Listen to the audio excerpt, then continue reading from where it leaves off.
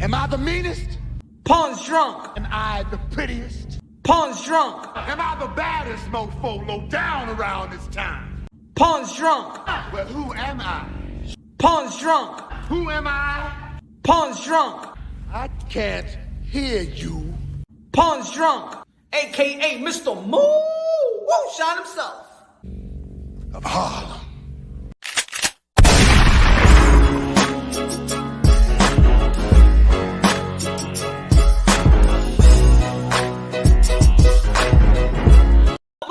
What up, y'all already know this is Punch Drunk Back to AKA Mr. Moonshine himself, AKA El Adobo, el sazón, el borracho, el pastor de boxeo, mi gente, que lo que. Ladies and gentlemen, y'all already know this weekend we got the former lightweight king back in the ring, Las Vegas, Nevada. Shout out to Zaya Xander as well. We're going to be back in the ring as well. Teofimo Lopez back in the ring. The takeover, the take back, the captain of the generation, the commander-in-chief is back. Can't wait to see how he's going to look in the ring. Going to be facing Pedro Campa. Smash the like button on your way in. Smash the like button. Also, I want to give a shout out to Floyd Schofield and his dad, Kid Austin, for showing love to Punch Drunk Boxing. And also, congratulations for signing Gold Board Promotions. It was a great interview. We get the time. Go check the interview out. David, de lo mío, dímelo, borracho, Cartelo, Hitman. You already know, man. ¿Quién tiene problema? Who problem here? Who problem? Dime, Canelo, ¿quién tiene problema aquí en YouTube? El craquero de Chicago.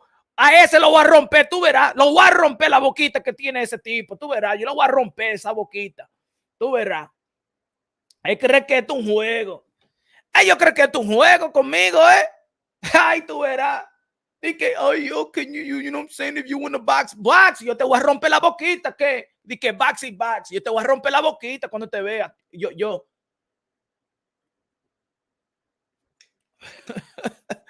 Ellos creen que esto es un juego. Ellos creen, dicen que esto y dije YouTube, dije jugando y dije esto es un jueguito.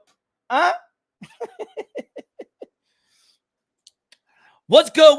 Y'all see the thumbnail, see the title? First and foremost, God bless each and every one of y'all. Hope everybody's having a good time. Hope everybody having a good summer. Hope your kiddos having a good summer. Your significant other having a good summer. Friends, loved ones, and things of that nature. Oh, man, hope y'all keeping it safe. Hope y'all keeping yourself rehydrated. You feel me? Ese craquero, tú verás, lo voy a romper la boquita de. But yeah, man, we're going to go straight through it. We're going to go straight through it. Smash the like button. Smash the like button if you want to become a member to Punch Drunk Boxing. Show love to the channel. Show love to the momentum. Show love to the movement. Show love to the grind. Join and become a member. And join my brother David. Join and become a member. You support your boy Punch Drunk Boxing. Join and become a member. You know what I'm saying? Dime Diaz, dímelo, mi hermano. Danny Medina, oh shit, I forgot Danny Medina. That was the first. That's what I'm talking about. The love, Danny Medina. Love the consistent passion and hard work of Mr. Moonshine. Gracias, Danny. Thank you for the loyal members and stuff like that. Gracias, man. I feel appreciated. You know what I'm saying? I feel appreciated. You know what I'm saying? Tú sabes. Me go where we at. I'm going to be counting now. I'm going to be counting the likes now. You know what I'm saying? What we at? 14 likes, 35 people in here. No. No, ese se va a acabar el jueguito conmigo. Are you going to support me? Voy de aquí porque mi hijo está ahí playing video games. I want to play video games with my son. Si tú ya no going to support your boy, me voy de aquí y ya. Porque así no. Estamos trabajando. ¿Quién quiere trabajar así? I want to be appreciated. He said, that dude from Chicago. Ese craquero, tú verás, yo le voy a dar, tú sabes lo que él quiere. Él quiere manteca. Yo le voy a dar, my brother, yo te voy a dar tu manteca. Mira, de verdad, espera, my friends. Yo oí que ese tipo estaba hablando mierda. And you know what? The crackhead from Chicago, I heard you was talking a little ish about your boy, Mr. Moonshine. I heard you was talking ish.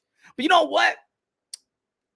I want to, sometimes I look at this community, I'll be like, you know what? A lot of people have some problems. You know what I'm saying? You could tell that motherfucker had a problem. You know that he's a crack baby. You know that crack is whack. You know what I'm saying? But it's not his fault. It's not his fault. It's not his fault. It's not his fault. It's not his fault that his mom was sleeping with Samuel L. Jackson back in the days in Jungle Fever. Huh? It's not my fault. You know what I'm saying? But you could see the crack residue off this guy, the way he talks, the way he... I understand. Ese craquero, you want my attention. That's what it is. Craquero, you want my attention. All right. You got my attention. All right. But I still want to figure out what is going on with people in the YTBC. It seems like a lot of people out here in the YTBC, they're on Bellevue Hospital. The motherfucker was talking one time, he was talking about beating a 3-year-old little girl. And y lo soportan a ese maldito craquero. Yo, I say it like this. Everybody that support him es craquero para mí. Ustedes tienen problemas. If y'all see anybody in his comment section, and then they over here, just point them out to me, because I don't want that type of energy over here. If you see anybody in that comment section, in my comment section, you know what I'm saying? Dímelo ahora mismo, porque, you know, hey, Bellevue Hospital, no queremos esa gente aquí. Somos gente de Dios. Anyway, espera que yo estaba hablando con su mamá. I was talking to the guy in Chicago, the crackhead in Chicago. I was talking because I want to know, you know what I'm saying? Because you don't know these people, right? You want to know what's the energy? Why they are the way that they are? You know what I'm saying? Pues, mira, la mamá de his mother hit me up. He said, you know, my son, you sabe, Punch, you know, I like your channel. My son, you know what I'm saying? He got problem. I used to do crack with him. And I just want to tell you, because I want the Latino to be unido. You know, Punch, you know, I like it. You funny, you know what I'm saying? You give me $5 in the highway sometime. You know, I ain't from Chicago. I'm his mother. You know, I say, so dame enseñarte la mamá de este tipo. Espera, dame. Hey, Darby, hey, look, I'm an 80s, 90s baby, so I understand. A lot of people was on crack. I understand, you know what I'm saying? But I want to have an intervention with the first before you're talking about you want to buy. No, what you need is an intervention. I'll hook you up. I'm gonna give you an intervention. Hold on. Espera, mi amigo. Hold on, espera. Vamos a arreglar este craquero, que ya yo sé quién es este craquero, ya. Espera. Yo sé quién es este craquero, espera. Mira este craquero. Este craquero ya. No es funny. Tú sabes, toda la gente tiene su madre.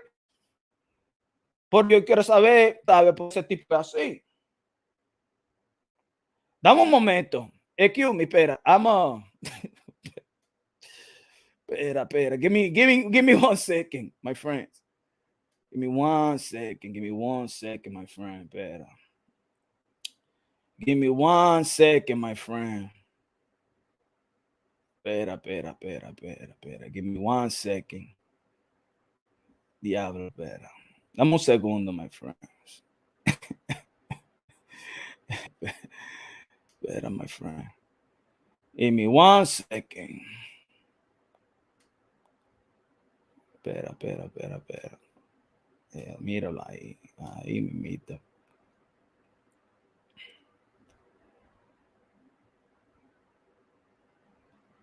Ok. Oh, ese tipo no le mamó, ese tipo mamagüevo también. Ese tipo estaba mamando, ese tipo es de ese mamagüevo como en what's that movie? Menace to Society.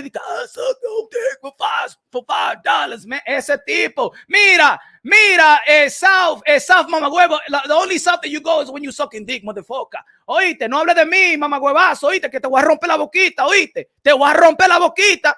Oíste, señor. Habla de mí, tú verás. Que tú ves, oh no, don't think I just wanted a heavy boxing exhibition. Yo te voy a romper la boquita. ¿Qué es boxing exhibition y boxing? Que yo te voy a romper la boquita a usted.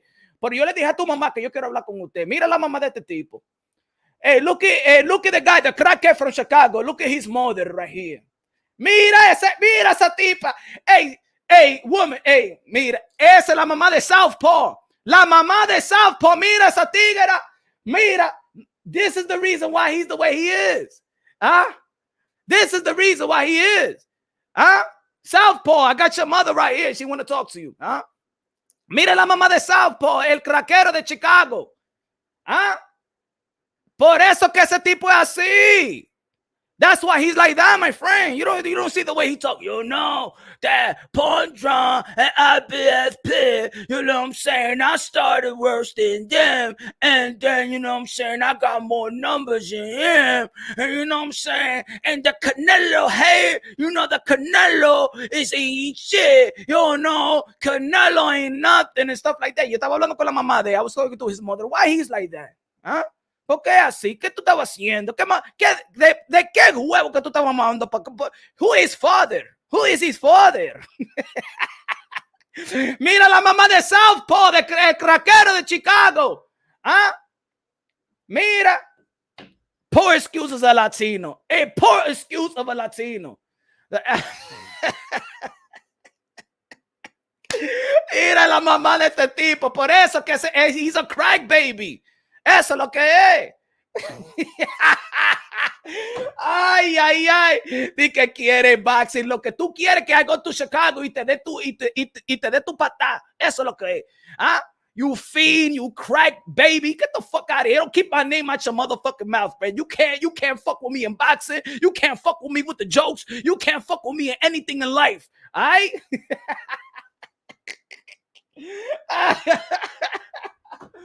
Yeah, Ray Flores voice interview. Southpaw, please. Well, Mr. Southpaw, Mr. AKA Crackhead Fiend, you know what I'm saying? Why do you talk the way that you talk? And why? Look, I'm gonna tell you like this. This is what it is. Esto lo que es, my friends. This is what it is. Hold on. Good looking out, Tito. Jaime de lo mío. Mira la mamá del craquero de Chicago. Mira la mamá de este tipo. Mira. Por eso que ese tipo es así. You can't blame him. Mira la mamá de este tipo. Mira. Hasta mira. Look at the lips of Southpaw's mother. Look at the lips. Huh? Eso es mamando huevo. Hasta mira, the sperm is all dried up. Matter of fact, la mamá de ese tipo estaba mamando. His whole mother was sucking his own dick. That's what. Ay. Esa es la mamá de Southpaw. La encontré. She's right here, honey. She was in the highway and stuff like that, knocking on the window when I was in the red light and shit like that. Yo le dije, toma tus 5 pesos. Ya, vete de aquí, mujer.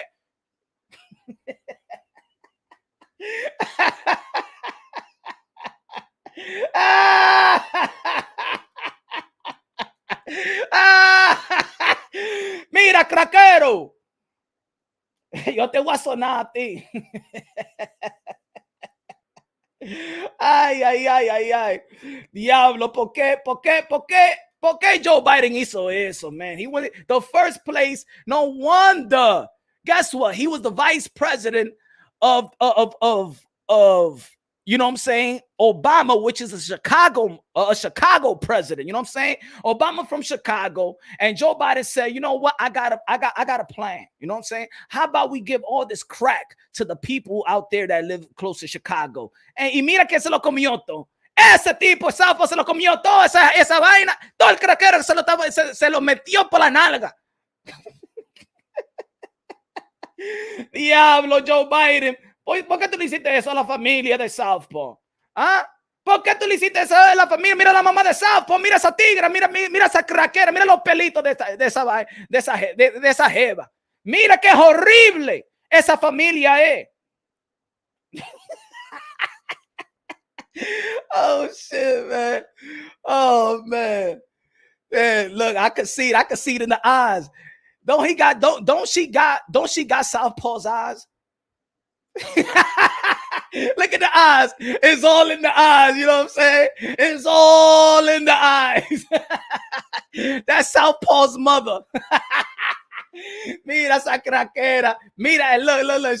You know what? That's a picture when she got caught in Dwayne Reed because she about to steal all those shit that's behind her. That's the picture. They call him Dwayne Reed.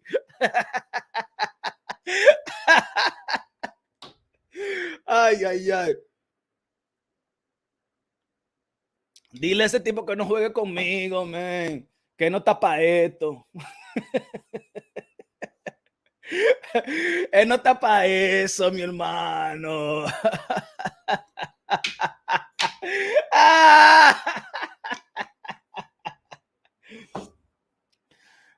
Say, you know what I'm saying? This my son, he be tripping and shit, you know what I'm saying? Tú sabes, Punch, tú sabes que cuando yo estaba, tú sabes, 1980, he was born in 1980, y tú sabes que yo estaba mamando mucho huevo y estaba usando crack cuando yo tenía zafto mío en el estómago. Y le estaba dando patada porque he was kicking me and I was punching my tummy because I was telling him when he was in my belly, like, why the fuck are you kicking me? So I was punching my stomach because he was hitting me and I ain't gonna stay here. You know what I'm saying? Punch. So he came out crazy. He came out stupid. You like me, you know what I'm saying?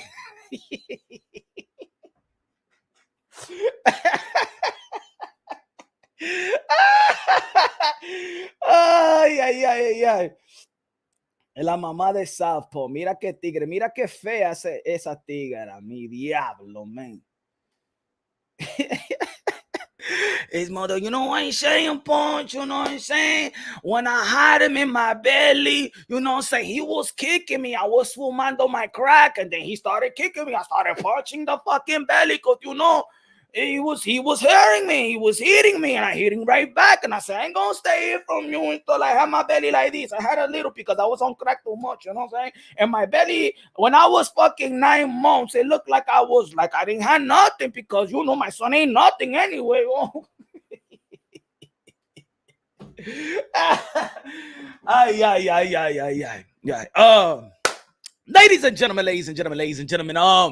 y'all see the thumbnail. Oh, and what I want to say, my brother, I see a fake ass, weak ass hustler from a mile away. Us Latinos know that we throw certain shots at each other, right? We know the Dominicans and Puerto Rican, we have this little underlying competitive, we throw shots at each other, right? Puerto Ricans, Dominicans, we all know that. This is the reason why El Craquero de Chicago doesn't like Mexicans. Because, you know, in the Latin community, there's this little shots of Ecuadorians and Mexicans that be throwing at each other. You know what I'm saying? You feel me? In the Latin community, you know what I'm saying? Even the Caribbean, like Trinidadian and Jamaican. If you call it Trinidadian and Jamaican, they'll be like, nah, man, I'm Trinidadian. If you call it Jamaican, Trinidadian, nah. If you call it Mexican or Ecuadorian, they'll be like, hey, yo, what the fuck are you talking about? You know what I'm saying? And vice versa. So this is the reason why he goes against the Mexican and Canelo Alvarez, because he's an Ecuadorian. This is why. This is a Latino thing. For the people that don't know, it's a Latino thing. You know what I'm saying? So he hates Mexicans. You know what I'm saying? Because he's Ecuadorian. You know what I'm saying? And some Ecuadorians, some Mexicans, they be throwing some shots at each other, just like Puerto Ricans and Dominicans. We all love each other. Latino, all the way up. But he's one of them Ecuadorians that hate Mexicans. That's what it is. Eso es lo que es. So I know the hustle. I know the hustle already.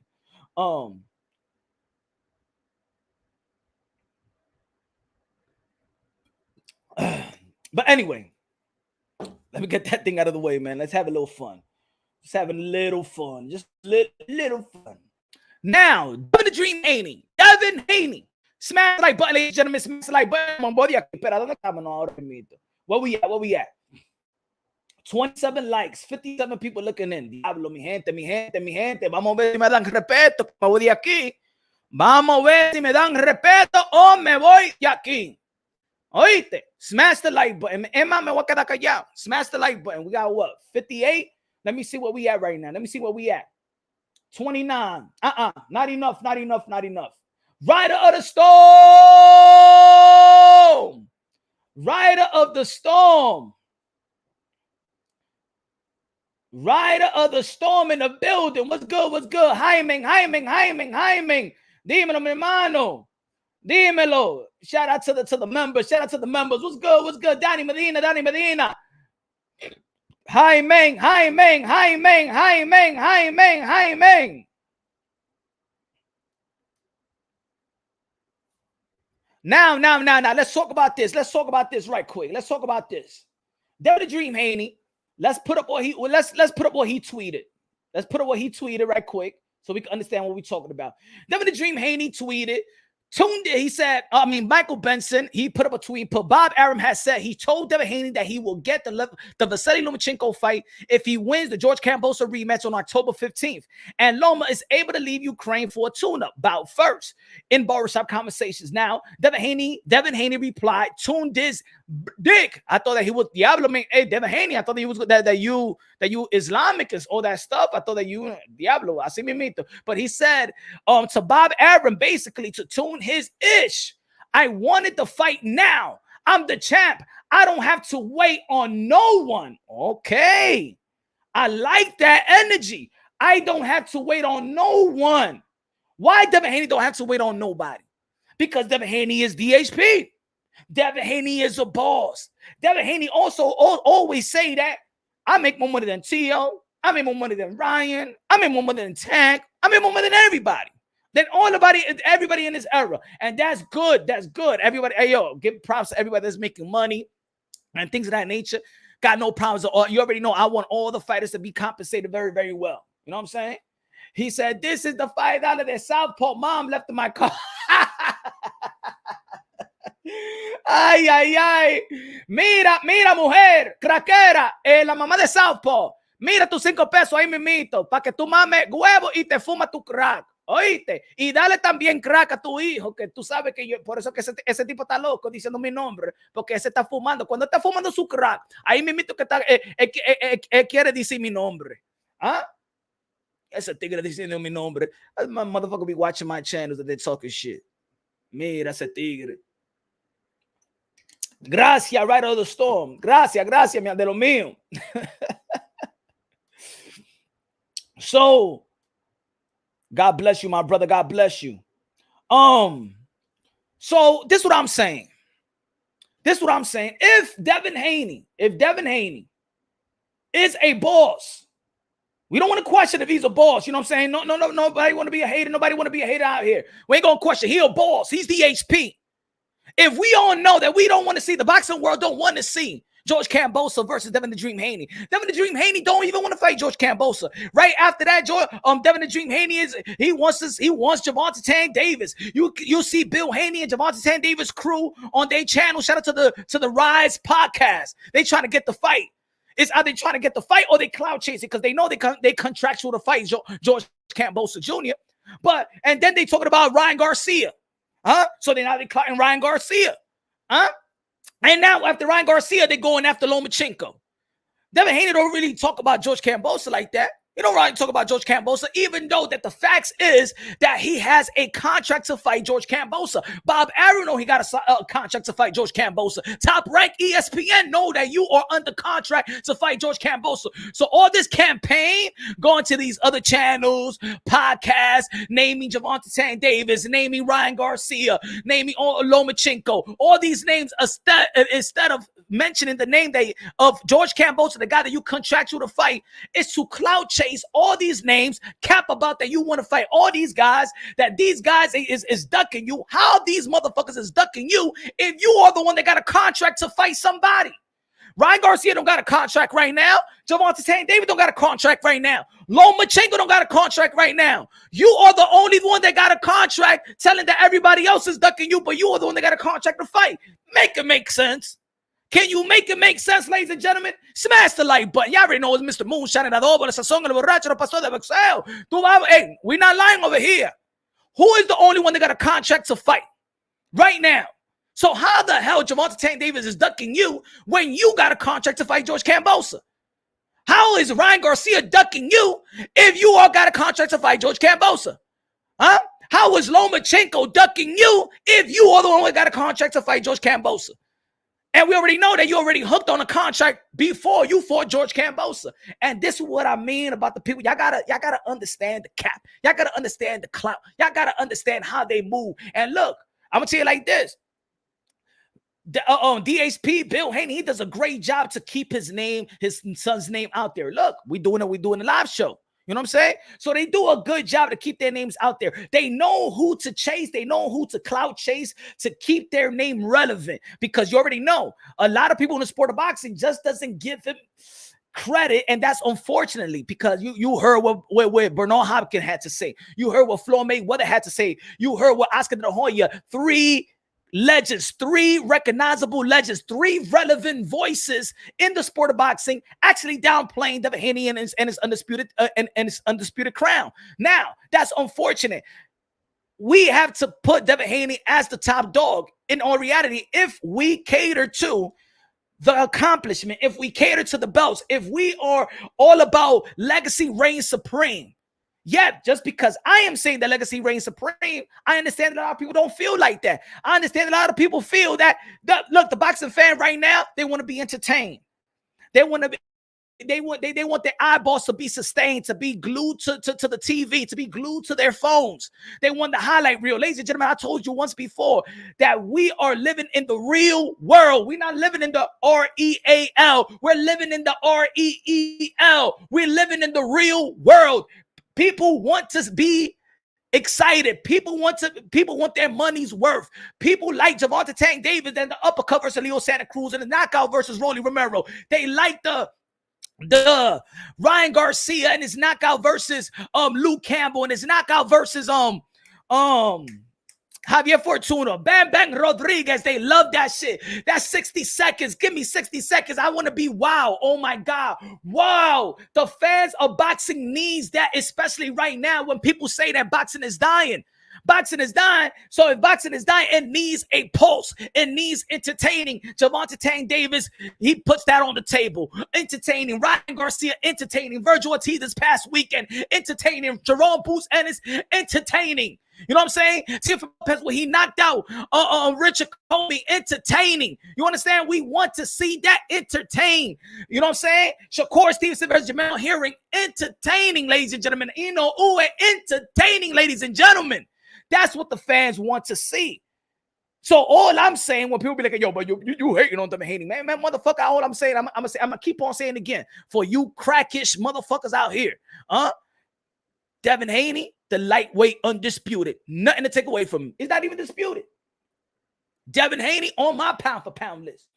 Devin Haney, skills to pay the bills, a winning skill. All right, boring as fuck, but the priority is to win the fight. But as a fan, boring. Do I understand this skill set? Hell yeah.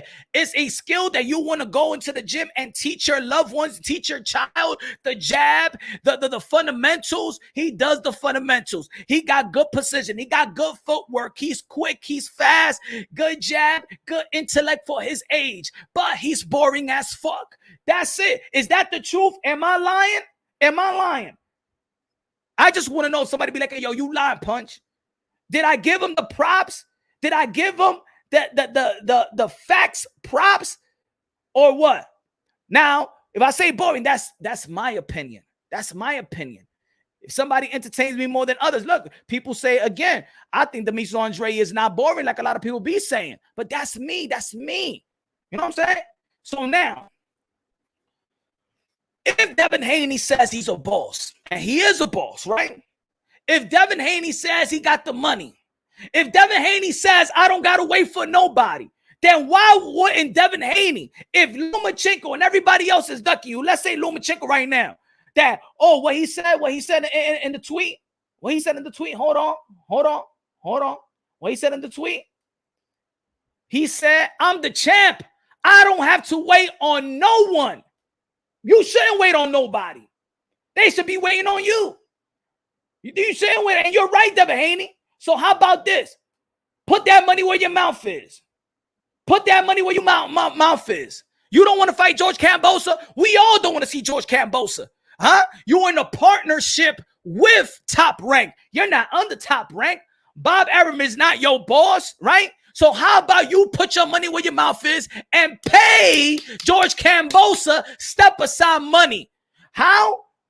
Am I right? Do you agree that Devin Haney needs to pay that step aside money to George Kambosos? Stop. Don't cap. If you cap and don't cap, you the man. You don't got to wait on nobody. You don't want to fight George Kambosos. No, nobody want to see it. Not even the Australian people want to give y'all a stadium. They say, hell no, we're not giving the stadium. They give them a tennis court. Matter of fact, if they wait too long, they're probably finding a handball court. Probably a handball court. We don't want to see the fight. George Kambosos didn't make account of himself for that fight, right? Then Devin Haney be the boss and pay George Kambosos step aside money. The same way Mike Tyson people paid Lennox Lewis $4 million to step aside so he could fight Bruce Seldon. Huh? How about that? The same way that Earl Spence and his people, PBC, pay Stanionis to get Ugas and Spence and push Stanionis to the side. The same way that Anthony Joshua's people, or Tyson Fury's people, was going to pay Alexander Usyk to step aside so they could get the Fury and AJ. But y'all already know what happened with Deontay Wilder and things of that nature. Who else, ladies and gentlemen? Who else? Talk to me, folks. What you think is a good idea? You think it's a good idea? How about let me see what the people saying, bro. There's no way Devin Haney can't pay Kambosos $5 million. Who said that Kambosos gonna get $5 million? Ralph, who said that Kambosos is gonna get $5 million? Who said he's gonna get $5 million? There's no stadium. There's no way he's gonna get $5 million. So who said he's gonna get $5 million? How much Devin Haney's gonna get? See, this is where we get out of line. We start assuming that we know how much Devin Haney's gonna get paid on the rematch, or George Kambosos is gonna get paid on the rematch. Who said what did George Kambosos ever said on the rematch? I'm getting paid $5 million, $10 million.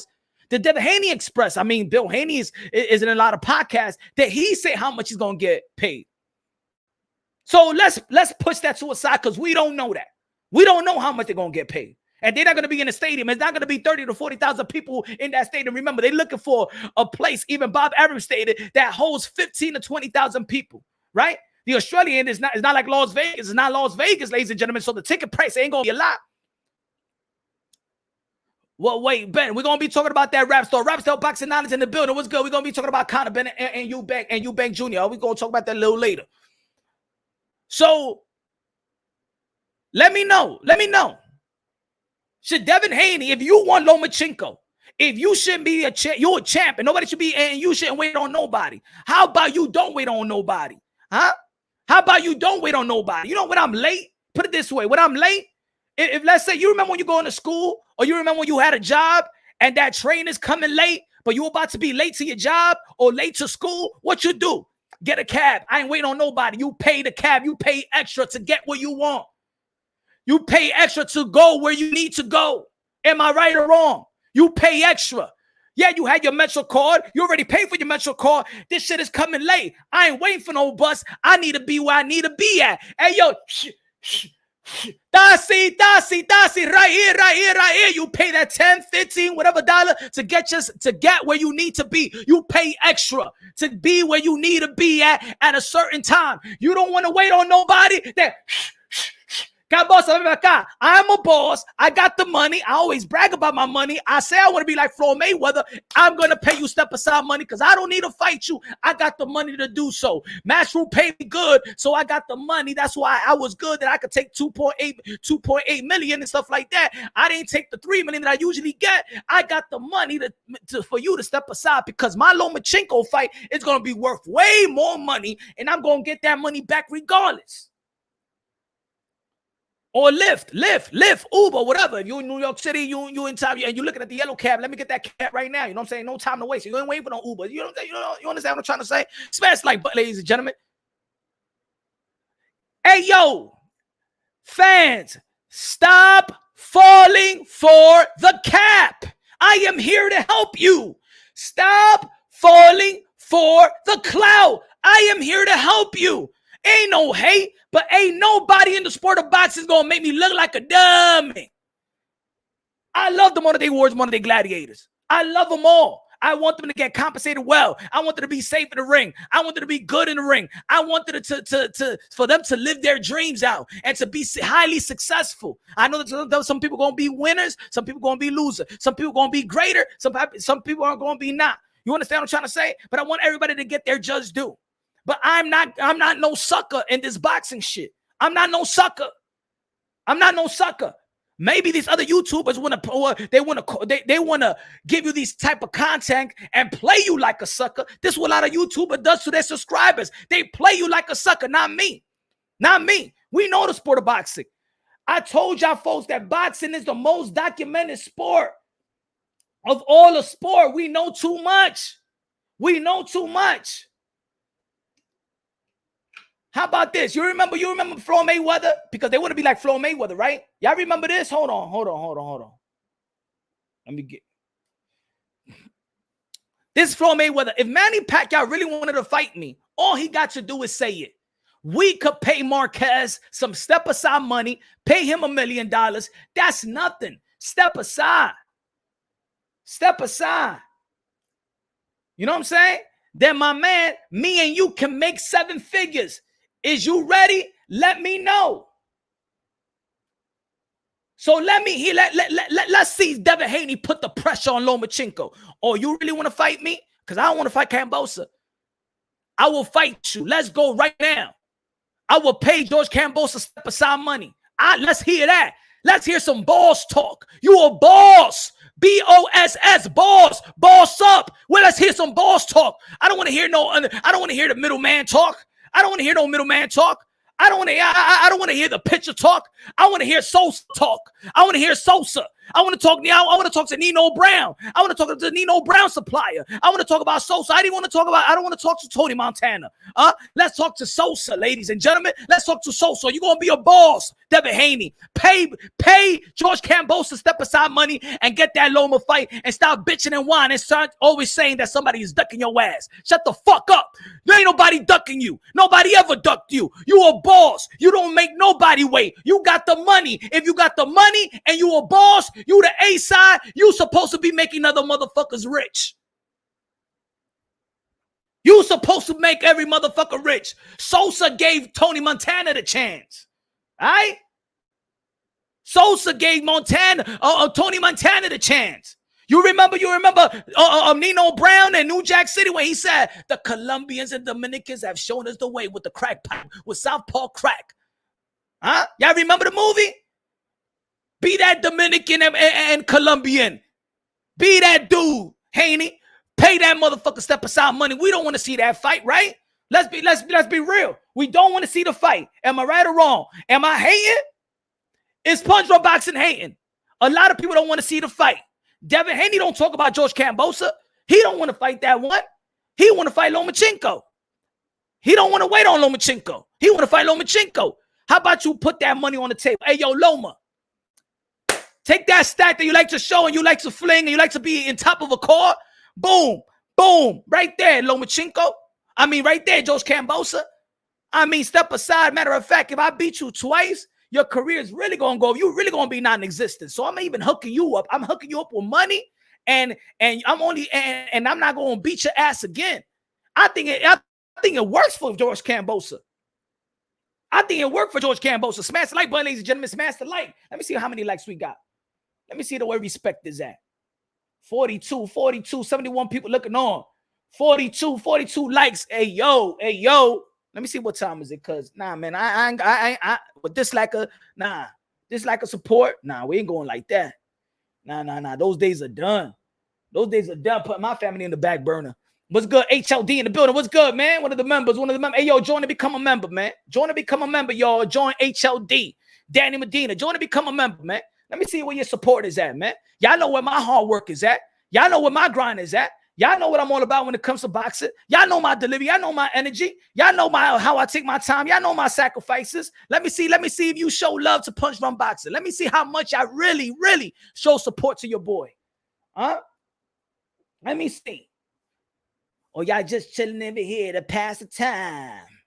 He got dropped by Kambosos and the ref didn't call it. Real American fan. What's good? What's good? What's good? Real American fan in the building. Is that hating? They ain't hating. You know what I'm saying? That's business. That's business. When you don't want to fight nobody and you got the money to push dudes to a side, Mike Tyson pushed Lennox Lewis to a side. Let me get Bruce Seldon. Let me get that strap. Let me get that fight. Tupac is looking on. You feel me? Lennox Lewis, I'll fight you later. Huh? Canelo Alvarez, people push Triple G. What is it? K2, K7 promotions to a side. To get that Cotto fight. Canelo versus Cotto, they pushed Triple G to a side, gave him step aside deals, step aside money with the WBC, step aside money. You feel me? Frankie C31 in the building. What's good? Vámonos. Gracias de lo mío. God bless you, my brother. God bless you. If you the guy, if you that dude, you undisputed, you lightweight, you undisputed lightweight champion of the world, top dog. You tell me you don't got no step aside money to give George Kambosos, you get that Lomachenko fight, and y'all both with top rank? That's supposed to be easy work.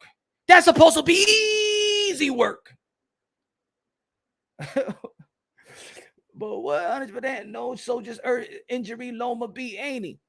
I forget about the past and things of that nature. All I'm saying is this. If Devin Haney is a boss, yes or no? I believe that we all agree. DHP promotion, that's facts. He got a license. He's a licensed promoter of the state of California, right? He got money. Does he get paid more? Was he getting paid more than Ryan Garcia? Reportedly. Was he getting paid more than Javante Tan Davis? Reportedly. Was he getting paid more than Teofimo Lopez? Reportedly. Was he getting paid than George Kambosos? Reportedly. Not that $10 million that they gave him and stuff like that. Put that money up. Push George Kambosos to a side. Don't cap. If you capping, don't cap. If you clowning, don't clout. Don't mention Javante Tan Davis' name. If you ain't gonna put money to, if you're not gonna give George Kambosos step aside money, because if Devin Haney mentions anybody else's name other than George Kambosos, and you're not listening, you're not reading, you're not listening to, hey, yo, I'm willing to pay step aside money to George Kambosos right now. I don't want to fight him. I want to fight Javante Tan Davis. I'm the undisputed champion of the world. These motherfuckers should be wanting to fight me. I want you to shame them. Shame them, Devin Haney. Shame these guys. Speak up.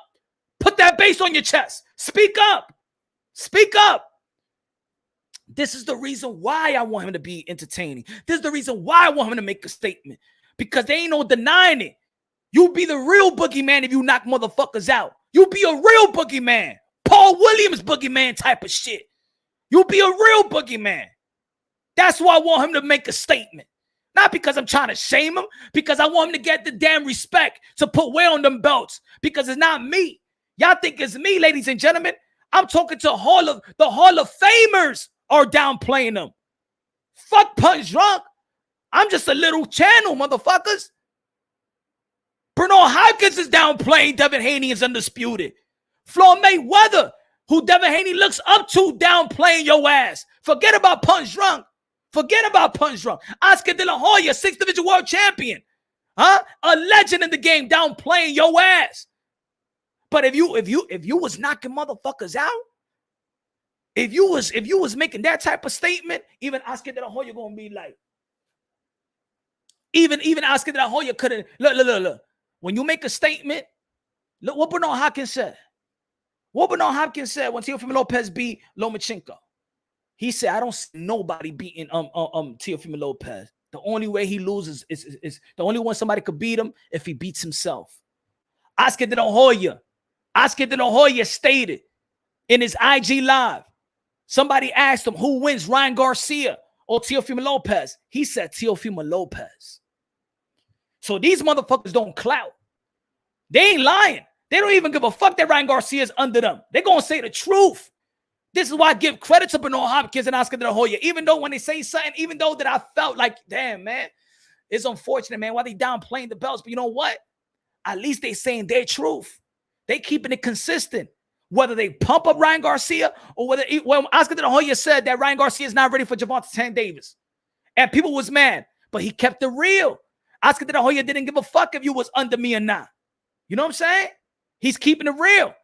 So some people want to be like, Oscar, he's telling the truth. Oh, no, Oscar, Oscar, he's capping. Oh, he's telling the truth. No, he's capping. Nah, man, these guys tell the truth. They don't got to lie to nobody. They legends in the game. They done it. Huh? These guys can't hold the candle to their legacy. Oscar De La Hoya don't need a lie to nobody, but no, Hopkins don't need a lie to nobody. Floyd Mayweather don't need a lie to nobody. You know what I'm saying? Before I used to say, yeah, forget about what, Gervonta Tank Davis don't want no legacy, right? Floyd Mayweather is saying to the public, this ain't behind the scenes. We're going to put Gervonta Tank Davis versus Mayweather Promotions and PBC fighters, and that's it. And what? So we already know their plan. They're not trying to hide who they are. They're not trying to hide how they are. So I say this. Devin Haney, pay George Kambosos step aside money.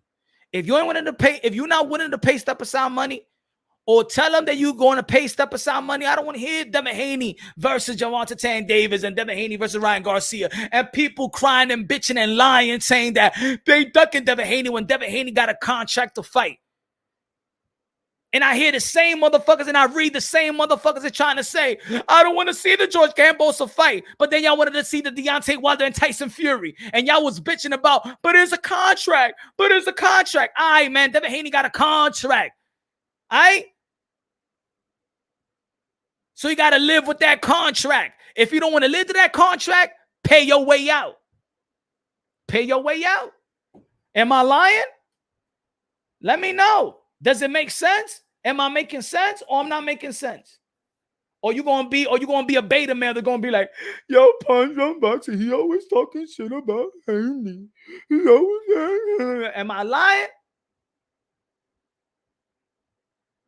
He said, I'm tired of this BS about people ducking pillow hands Haney.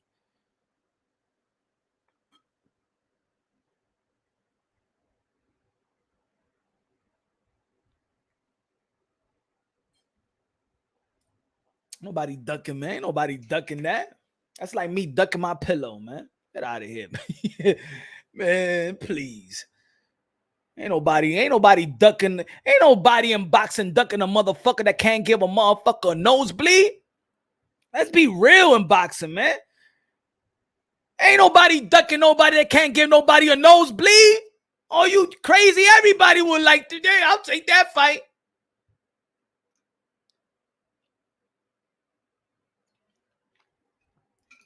Nobody afraid to lose against Haney. He can't knock anyone out.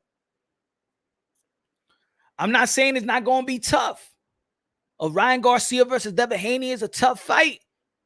They tied in the amateurs. Devin Haney versus Shakur Stevenson, a good fight. Devin Haney versus Lomachenko, a good fight. Every fight with Devin Haney in the lightweight division is a good fight. All I'm saying is the only man in the lightweight division that got a contract to fight is Devin Haney. So this narrative of people ducking Devin Haney, how the fuck am I ducking you if you fighting somebody? Think about it. How about anybody in the channel right now? Yo, he could be like, hey, HLD, my man, you ducking me, and I got a contract to fight in October. And if I want to fight, let's say HLD, my brother HLD, I got to get out that contract. How do I get out that contract? Let me pay this. Let me pay. And I believe that the HLD fight is a bigger fight. You know what I'm going to do? Shit, I'm going to pay. I'm a man. I'm the boss. I got my money. I'm one of the richest guys in boxing, like I always preach and I always brag. Boom. Pay Kambosos step aside money. Let me get that HLD. It's a bigger fight. I'm going to get more money. I don't lose. I don't lose. I don't lose, right? Come on, man. People got to stop with this cap already. They can't afford to pay step aside money versus Kambosos. His rematch contract is worth millions. Then motherfuckers better stop talking about millions then. Motherfuckers got to stop talking about that they get the bag and all that bullshit. Huh? Go and sign a contract and say that everybody ducking. That's the dumbest shit I ever heard. And anybody that believe, hey, yo, the boxing content creators that preach that, I'm not even. Look, I don't even want to go no longer in dissing boxing content creators and stuff like that. I'm actually surprised that people believe that anybody is ducking Devin Haney. The only one that actually ducked Devin Haney, and that's because they said it themselves, was Samson Promotion, Javier Fortuna. They went to the Boxing Voice, and he said we ran from Devin Haney. So the only person that ducked Devin Haney was Javier Fortuna. Only person. Only person. Only person. We as fans should be questioning Kambosos as well. Pastor, ¿qué onda? Dímelo, dímelo. Yandel. I mean, dude, how we want to question Kambo? Kambosos is gonna get he signed that's the contract. You know what I'm saying? He was an undefeated fighter. He won a fight for his titles, right? But just like wasn't Anthony Joshua also saying, you know, man, I will take $15 million for Usyk and Tyson Fury. I'm open to the possibility. I'm open. If Anthony Joshua was open to take step aside money for that. He said, HLD said, why avoid the easier paycheck versus Kambosos to fight Loma for about the same and lose all your belts? Fighting Kambosos will be the smart move for Haney. I know it's the smart move. They know it's a smart move. That's why they're going along with that move. And it's a contract. I'm all right with that move. I'm all right with that move, my brother. And everybody in the chat, I'm all right with George Kambosos versus Devin Haney, the rematch. Because it's a contract. It's an undefeated fighter that lost for the first time. It's a contract. I'm okay. I'm all right. Do I really want to see the fight? Not that much. But does George Kambosos has the right for the rematch? Of course. They signed for it. All I'm saying is, I do not want to hear, hey, Lee, what's good? Boxers rather get KO'd than embarrassed for 12 rounds. I don't know. I don't know how many boxers say that. I don't know how many boxers say that. I think getting outboxed for 12 rounds, I think it's easier because getting KO'd in front of your family, wife, kids, that's more demoralizing than, because getting KO'd, to me, that's like that's losing your aura. Nah, I'd rather get outboxed. I'd rather get outboxed by a pillow fisted fighter. I'd rather get outboxed. I didn't take too much damages. George Kambosos, he ain't look like he went to the hospital after that. You know what I'm saying? He probably barely had a nosebleed. He got some scratches. I'd rather get outboxed by Devin Haney than get knocked out by Tank Davis. I'd rather get outboxed by Devin Haney than get knocked out by Tank Davis. In front of my wife and kids. They're going to look at him like he's a superhero. Huh? See, I could go back to my kids, you know what I'm saying? He just was better, you know, he had a good jab and stuff like that. I'm not demoralized. Look, put it this way. Haley, and good looking out for the super chat. Thank you. Put it this way. If George Kambosos would have got knocked out by Devin Haney, the way that he knocked out that opponent in 2019, George Kambosos would not, he would not be like, hey, y'all want the rematch. He wouldn't want the rematch right away. He wouldn't want the rematch right away. Exactly. Cam was swolled up. He said, man, Cam is light-skinned. Cam was not swolled up. He's light-skinned. So any scratch is going to look more visible than somebody from a darker shade. Come on. We know boxing. Come on. We know boxing. I'd rather get outboxed by Devin Haney to get knocked out by Gervonta Tank Davis. You know what I'm saying? You telling me you rather get knocked out like Leo Santa Cruz, put to sleep in front of your wife and kids, get your family, oh my, punch, Papi, are you okay? Nah, that's scary to the family, bro. You putting fear on that family. Getting knocked out by Gervonta Tank Davis, your wife is be like, that said you had me all scared. I don't want you to do this no more. I don't want you to do this. The Kambosos, they got confidence. Gamboa He's thinking about retiring right now because what Isaac Cruz did to him. Huh? But with Devin Haney, Gamboa be like, shit, I could fight more. Gamboa was ready to retire after the Devin Haney fight. But the way that Devin Haney beat him gave him hope. Put it this way. Look at Javier Jorge Linares. Look at how Jorge Linares got knocked out his last fight. Oh, now he's thinking about retirement. But with Devin Haney, I'm like, nah, I'm good. You know, you get Devin Haney, even when he beats you, he gives you hope. He gives you hope that you can live and fight another day. Haley said, if Haney's so pillow-fisted, why Loma need a tune-up? Haley. Loma is going to fight a tune-up because Devin Haney's already contractual to fight. You think that Loma's saying, I need a tune-up for Devin Haney? No. Loma's only get a tune-up because ain't nobody there for him to fight. It's not because he need a tune-up for Devin Haney. That's why I'm saying this is why I'm doing this live show. This is why I'm doing this live show. If Devin Haney wants Lomachenko, tell Lomachenko, tweet a Lomachenko. If you need a tweet a Lomachenko. I am willing to pay step aside money to George Kambosos so we could get it on. Instead of this tweet, hold on, good looking out, Haley. Tito. Malanaji said he'd rather fight Haney 3 times in a row before he fights Teofimo.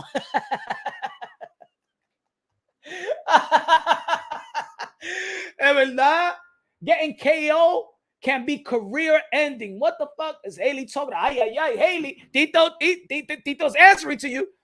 I agree with Tito on that one. I'd rather get outboxed by Devin Haney than get knocked the F out by Javante San Davis, get knocked out like I did, like Till did Richard Comey. I'd rather get that. I'd rather get outboxed by Devin Haney. I could live to fight another day. I barely got a nosebleed. I still can go to the club after the fight. Hello, man. You're not demoralizing me. My family's still saying, Daddy, you could do better. You could do better the next fight. You know what I'm saying? You give me hope. I go back to the drawing board. You give me hope. Leo Santa Cruz don't ever want to get step inside the ring. Leo Santa Cruz don't ever want to step inside the ring. I'm going to tell you like this. After that Leo Santa Cruz fight, his whole family's telling him, you got enough money already? Do you really want to keep on going with your career? Good looking now, Tito.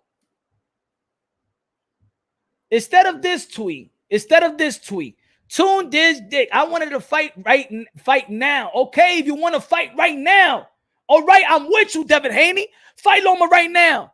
Pay that step aside of George Kambosos. Give him that money. You're gonna get it right back. Don't worry about it. I'm the champ. Devin Haney says I'm the champ. I don't have to wait on no one. Okay, then. All right, you don't gotta wait on no one. We with you, Devin.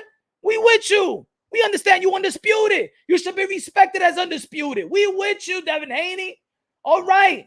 Now pay that step aside money to George Kambosos. We don't want to see it. You got the money. You brag about the money. You know what I'm saying? And get that Loma fight.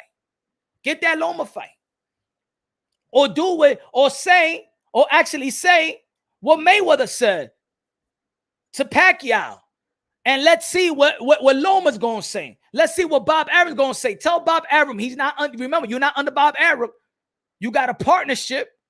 Hey, yo, Bob, I don't want to fight George Kambosos, but I got the money. I got the money to pay George Kambosos step aside money. Give me Loma now. No. Give me Loma now. All right? Or I'm dropping the belts. And then it's going to be way harder for Lomachenko to get the belts. I'm dropping the belts and I'm moving to, and I'm dropping the belts and I'm moving to 140.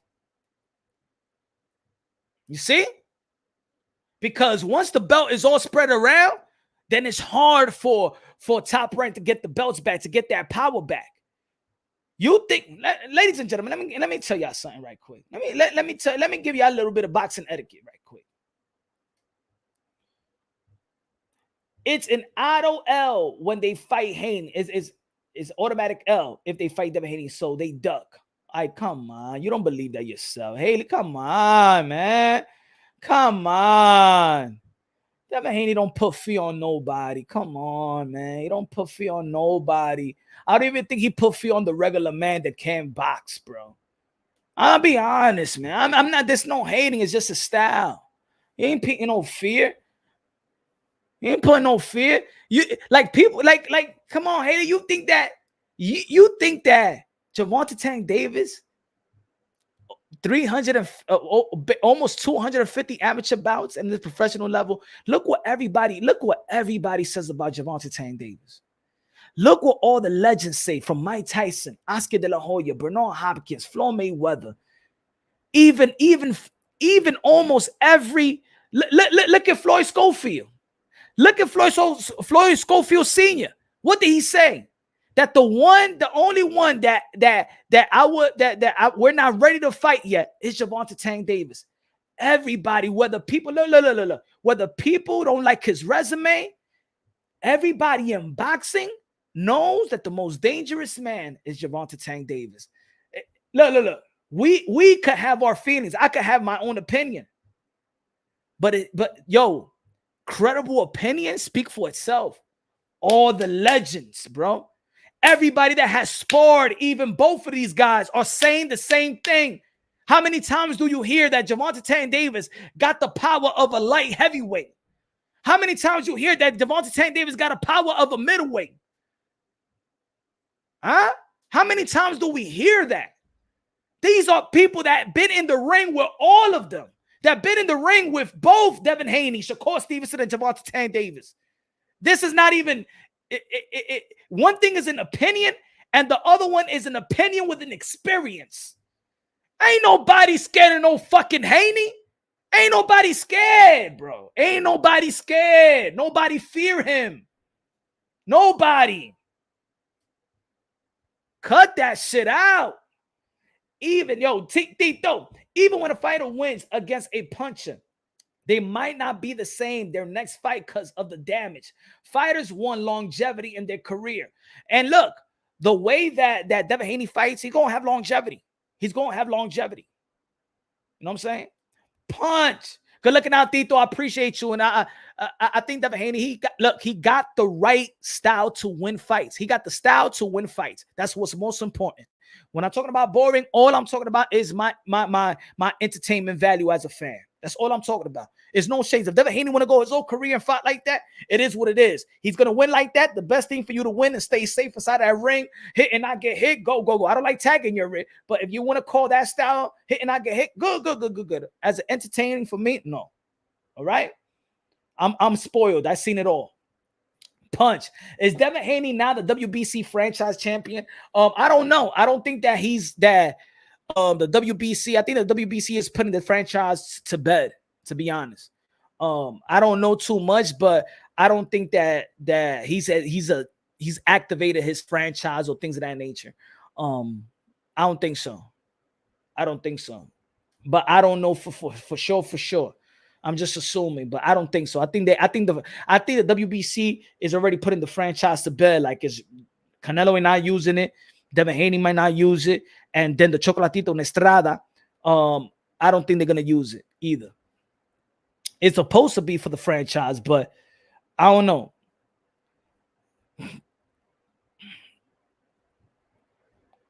Get off your knees and wipe your mouth. Is Devin a more complete fighter than Teofimo? No. How's Teo looking in camp, Punch? He was looking great, man. Physically ready, mentally ready. He was just looking locked in, bro. He was locked in. Like, I know in the other camp, and I know that he was going through a lot of stuff and injuries and you know what I'm saying, just things out of boxing. And this camp, it was all about boxing. It's all about getting back. Like, he ain't talk about nothing else but boxing, nothing else but the take back. So I got there's a new he's locked in. He ain't talk about nothing, man. He ain't talk about wife. He ain't talking about the kid. Shout out to his baby boy. When he wins this fight, he'll see his baby boy. He ain't talking about nothing but boxing, but nothing but being great. Nothing but the take back. He is locked in. He went isolated. He left. He hasn't been home in 2 months. He's locked in. He's locked in. Yo, Beyond the Ring with Nonito and Raquel. What's good? Everybody subscribe to Beyond the Ring with the legend, the walking Hall of Famer. What's good, brother? What's good? What's good? What's good? Nonito and Raquel said, motherfucker, he said Devin is soft. I don't think he's soft. I think that he just doesn't have that type of, he don't have, what the hell is that? He don't have the type of aura. I don't know yet. I don't know yet. I don't know. Still 50-50. Tomorrow I'll make my real decision if I'm going to go. I don't know. Teofimo is a legacy fighter. I think all these guys, I think all the fighters that we've been talking about is good. You know what I'm saying? Devin Haney is good. You know, got great intellect. Teofimo Lopez need to make that statement and remind the people who he is. You know what I'm saying? Got to have that hawk, that got to have that eye of the tiger again, that focus like he did with Lomachenko. And I think that nobody beats him. And that's just my opinion. I think that nobody beats him when he's locked in like that. And the preparation that he had, he was in Jersey when he was preparing for Lomachenko. He was isolated. He was isolated again and stuff like that. So I think he's really locked in and not taking advantage of the opportunity, taking advantage of where he at in his career, and knowing that a couple of losses, you could lose it all. You know what I'm saying? You could lose momentum. You could lose endorsements. You could lose your own promotional company. You know what I'm saying? He said, make it 100 to 0, bro. Come on. I don't know yet. That's what it is. I don't know.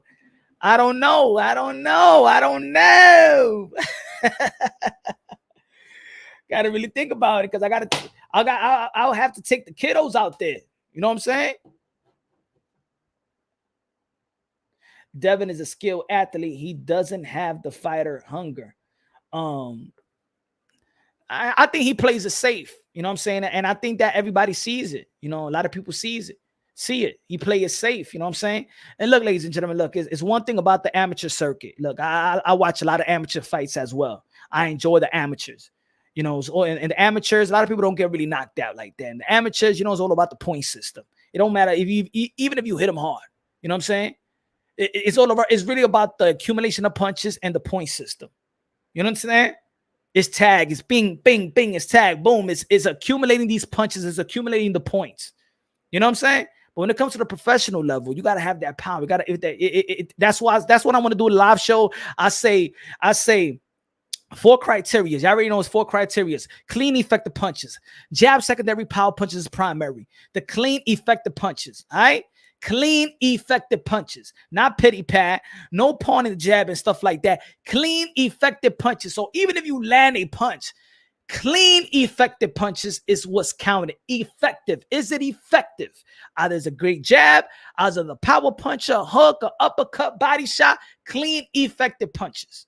You know what I'm saying? Ring generalship, who controls the 3-minute intervals of each round. Devin Haney does a great job in controlling the 3-minute intervals, controlling the pace. Effective aggression. Does he have an aggression? No. Does his opponent have an aggression? They have an aggression. Is it effective against Devin Haney? He does a hell of a job in not making their aggression be effective.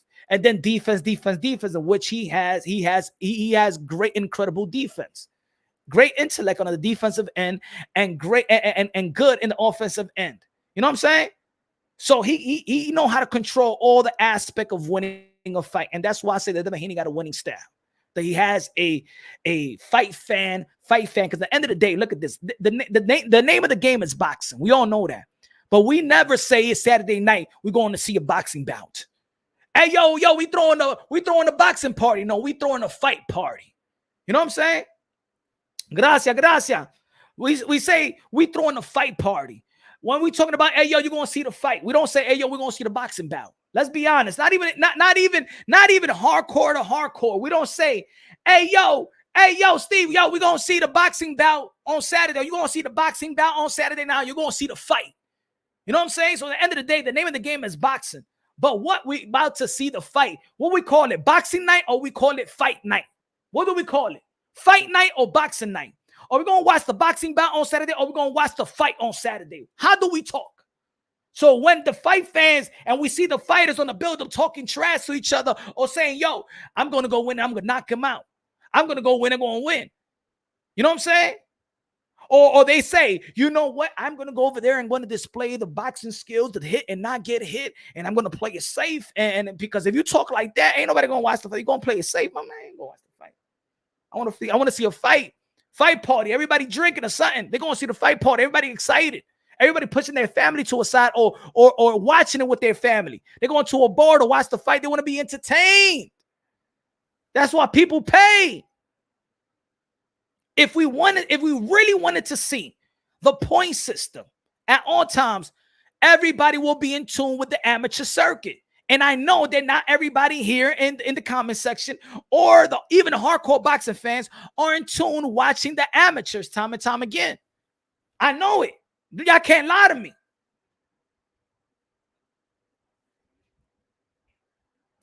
He said, is Gunnable the Rumble in the jungle? No, it's Tag Your It. In other words, the jab disarms his opponent. He does he got an incredible jab. I mean, George Kambosos can even do nothing with the jab. So it questioned a lot of George Kambosos. Do I believe in the rematch that George Kambosos is going to do better? I believe in the rematch because to be honest, I seen George Kambosos better than that. If George Kambosos is getting beat up by one hand and that's the jab, then George Kambosos is worse. I gave George Kambosos too many credit even leading up to the Teofimo Lopez fight. I said that George Kambosos is going to go at Teofimo Lopez better than Lomachenko did. Go check my archives. So I thought it was going to be a little tougher for Devin Haney. Devin Haney just disarmed you with a jab. George Kambosos, I lost a little respect in terms of skill set and probably lost respect in how he adjusted to that style. He did that for 12 rounds, George Kambosos. You ain't do shit. You ain't even know how to adjust. You ain't do nothing. So of course we also got to give he got to take accountability for not making the adjustments. You've been in training camp with Manny Pacquiao. You've been in training camp with a legend. Manny Pacquiao said that you prepare him for his big fights. How you looking like that, George Kambosos? Was it because it was in Australia and you had all your success away from home? Maybe it was that. But Punch, the ref allowed too much illegal clinching. Well, you know what? But that's where fighters have to take the what's good, Egg? What's good, man? Appreciate you, my brother, one of the members, one of the family of Punch on Boxing Channel. What's good, Egg? I can't put that on the fighter, you know what I'm saying? Because in the end of the day, it's almost like Kenny Bayless and no. It's like Manny Pacquiao versus Jeff Horn. A lot of people was like, hey, yo, Jeff Horn, he's being dirty. But if the referee is letting him go, then that's the style of the fight. If the referee is letting you clinch, then you got to do something about it, George Kambosos. You have 12 rounds. It's not like you have 3 rounds. It's not you have 12 rounds, 3 minute rounds. I think that George Kambosos still had to adjust, so his team has to give him the type of instructions so he could adjust. So that's the style of the fight, you know? The audience loves the drama. Every round, the drama in the corner. That's why Pac-Man fights versus Mexican fighters are the greatest. Smash the like button, ladies and gentlemen. Smash the like button, man. Devin Haney need to pay that step-aside money if he wants Lomachenko. Devin Haney need to pay that step-aside money so he could call out Javante Tank Davis. Devin Haney need to pay that step-aside money if you want to call Ryan Garcia. I just don't want to hear that these guys don't want to fight him. No. I'm gonna keep on saying it again. So y'all can wake up. Who is the only fighter right now that we're talking about that got a contract to fight? Who? Help me out here. Who's the only one that got a contract to fight? Right now. Who's in a contract to fight right now? Is it Tank? Is it Ryan? Is it Haney? Is it Loma? Who is it? Who is it? Who is it, folks? Help me out here, brothers.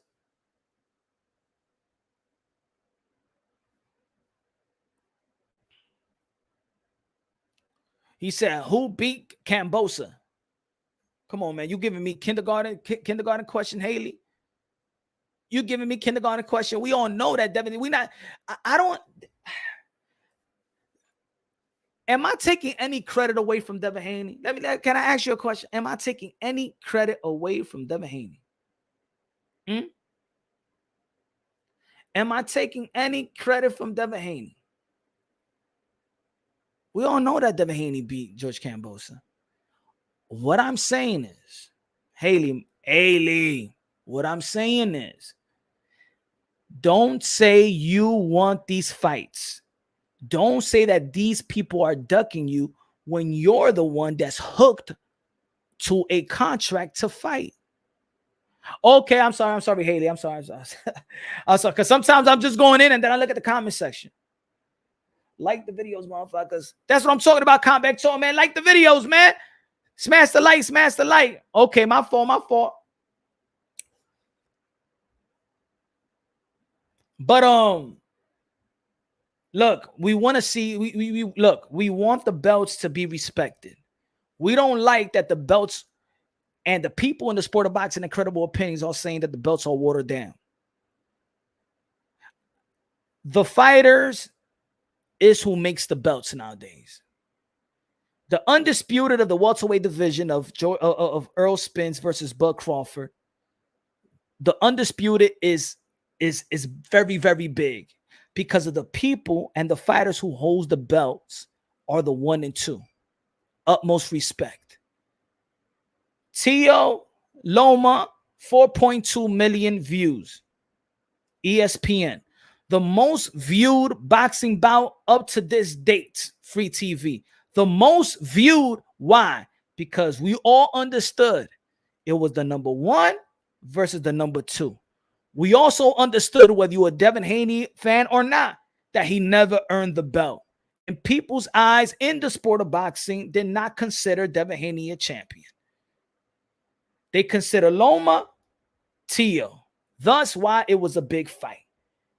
That's why Mike Tyson said undisputed. Tio. That's why Zab Judah, who is the godfather of Devin Haney, said undisputed. Manny Pacquiao, undisputed. Roberto Duran said undisputed. Tito Trinidad, undisputed. They all congratulated Teofimo Lopez as undisputed because we all know what the fuck we was watching.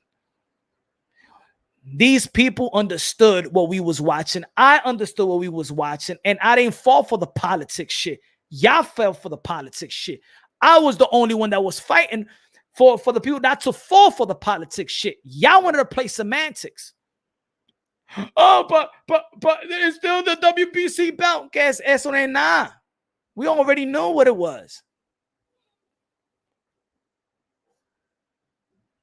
He said, I don't think Haney's going to give Kambosos step aside money. I don't think he's going to give step aside money. They're not going to give step aside money. They're going to fight George Kambosos. It's an easy payday.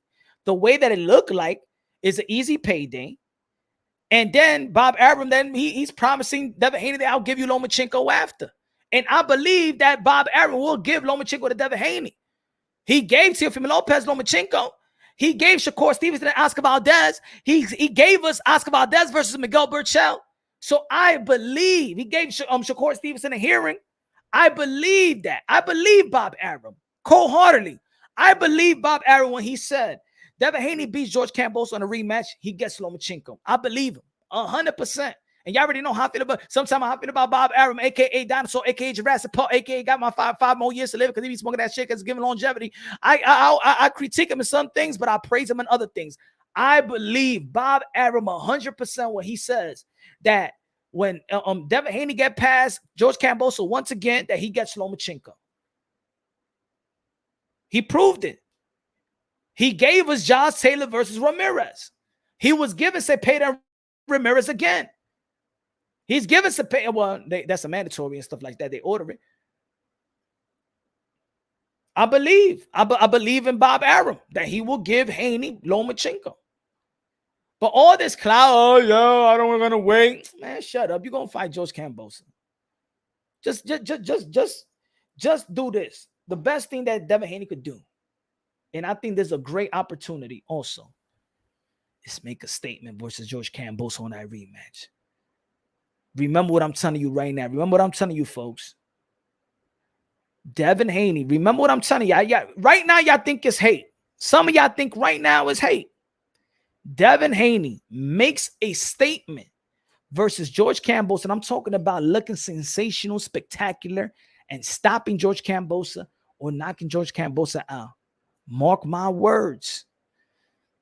Devin Haney will be in the top of the line. Devin Haney and Gervonta Tank Davis. He will put that pressure that Ryan nor Gervonta Tank Davis nor anybody in the lightweight division can run from. Most of the people will be like Devin Haney. Then that boogeyman. Then that boogeyman title. Then it will be for real. And I think that Devin Haney has the skills and talent to make that type of statement. I believe that Devin Haney has the skills and talent to make that statement. Don't play it safe. You don't need to play it safe. You got all the tools, defensively, offensively, to make that statement. To make that statement. And so people could be like, that's the undisputed right there. Nobody going to question whether he's a pound for pound or not. Because even your network is questioning if you a pound for pound. You're giving life. Devin Haney's style is giving life to Ryan versus Gervonta Tank Davis. Lomachenko, Gervonta Tank Davis. Lomachenko versus Ryan Garcia. Devin Haney's style and the way he's going about it is what gives life to them. His style is what makes everybody push you away. I'm just keeping it real. I'm just going to say what maybe a lot of people don't want to say.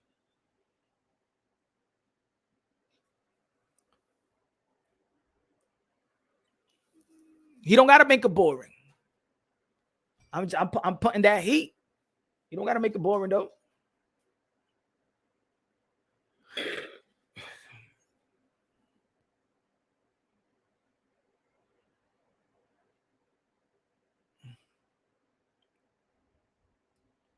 It's been a minute since I seen that fight, but I'm saying Loma caused a lot of shots. All I know is nobody could question Lomachenko. Lomachenko came to the professional level fighting ranked fighters. Ain't nobody could question Lomachenko like that. Lomachenko is one of the fighters that came into the professional level not to pack his resume. Lomachenko is not a guy that avoids anything. Lomachenko is proven. He came straight off the gate. Let me get that. Let me get the ranked fighters. This is why, and there's people criticizing Roy Jones Jr. The only reason why I don't have Lomachenko on my pound for pound is because he don't got a strap. Not because he's not one of the best in boxing, because he doesn't have a strap. And I can't not snub a champion for Lomachenko. That's the only reason. But Lomachenko could be it could be better than a champion. But I'm saying I can't snub a champion. I can't snub Devin Haney at this moment to be undisputed, because then it contradicts and I'll be a hypocrite. I'm saying all the time that legacy reigns supreme. So now undisputed. No, Devin Haney's on my pound for pound. Jamel Charlo on my pound for pound. Josh Taylor was on my pound for pound. Usyk on my pound for pound. 3-division world champion, all on my pound for pound. 140 undisputed. Bud Crawford on my pound for pound. Regardless how much that we don't like all his picks in the welterweight division, he's just running through these guys in the welterweight division as well.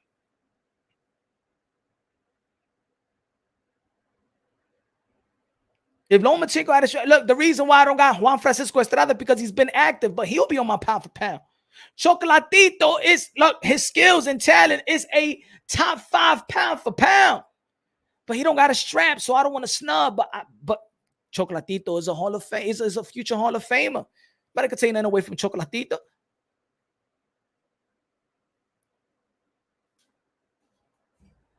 Bam Bam is making a statement. He ain't making a statement versus not a dangerous fight. He making a statement versus Rumberside, bro. He made a statement versus Rumberside. Fighting fights where people like, damn, he don't gotta fight that fight. Ladies and gentlemen, Conor Benn versus Eubank Jr. Legacy fight. Legacy fight. The son of Nigel Benn. The Tan Destroyer, Conor Benn. Chris Eubank Jr., the son of Chris Eubank Sr. Eubank won the first fight, the draw, the second fight. Conor Benn, I believe, is going to tie it up. I believe that Conor Benn is going to beat Chris Eubank Jr. When the fight gets close, I'm going to be doing a breakdown physically. But ladies and gentlemen, I'm going to tell you like this. We were talking about the welterweight in the last live. We were talking about the Phenom in the welterweight division. What's good, Danny Medina? We was Conor Benn all day. I got Conor Benn whooping Chris Eubank Jr. Chris Eubank Jr. got the tutelage of Roy Jones Jr., who got great momentum. Both of these guys got great momentum leading up to the fight. But ladies and gentlemen, I'm going to tell you like this. Remember we was talking about Virgil Ortiz, and we was talking about Boots Ennis, we was talking about Conor Benn Stanionis. And I put up, who would you start your promotional company with? And most of y'all picked Virgil, Boots, and then Conor Benn. I seen Conor Benn 6%. I said, what? Conor Benn is going to be fighting pay-per-view. It's going to be fighting in the O2 Arena. And he's already going to be a pay-per-view star. He's going to be the A side. If he beats Chris Eubank Jr., I believe that even Conor Benn is facing a harder opponent. Not maybe a harder opponent, but he's had a tougher task than anybody in the welterweight division right now. Even the elites. Conor Benn, what we say when we see a fighter going up, what we tell him? He's daring to be great. Conor Benn is daring to be great. He beat Chris Eubank Jr. He's in the front of the line. I'm sorry. He's in the front of the line of Virgil Ortiz and Boots Ennis. If he beats Chris Eubank Jr., he'll be pay-per-view. He'll have a country behind him. He'll be the third biggest star in the UK. Tyson Fury or Anthony Joshua, Tyson Fury, and then Conor Benn. If Conor Benn beat Chris Eubank Jr., he will bring the most money in the welterweight division. He'll give, and I'm talking about in stardom, A-side, money. He will bring that type of money and that type of country that we haven't seen in a very, very long time, aside from the heavyweights, aside from Amir Khan. That's one thing that Boots and Virgil is bringing Texas. Boots, really, I don't think that Boots got a lot of fan base. And look, Boots has more fights than Virgil Ortiz and Conor Benn. And he still has fought. He still has not fought he still haven't had his own event. He still have not main evented. Y'all got to give a lot of credit to Conor Benn, bro. This is a fight. And I hear a lot of people saying, yo, this is not a smart fight. Yo, this is not a good fight. This is a risky fight. This is a risky fight for Conor Benn. Ben, not a big fight, but a decent fight. You saying that this is not a big fight? This is a big fight, man. This is a legacy fight. Nigel Benn and Chris Eubank, those are big names in the UK. And what makes it big is that the UK fan base, or one of the best fan base, and the Mexican fan base, the best fan base in boxing worldwide. They're the most loyal fan base. The Mexican fan base, the UK fan base. The WBC did him dirty. I think the WBO and the WBC did Virgil Ortiz dirty.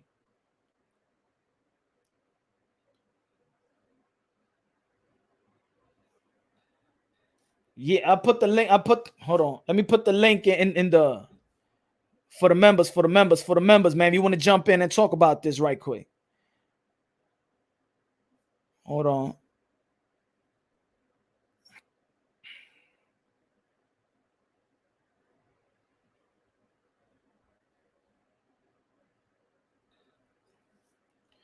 Send the link right here. Boom. Hold on, guys. Hold on.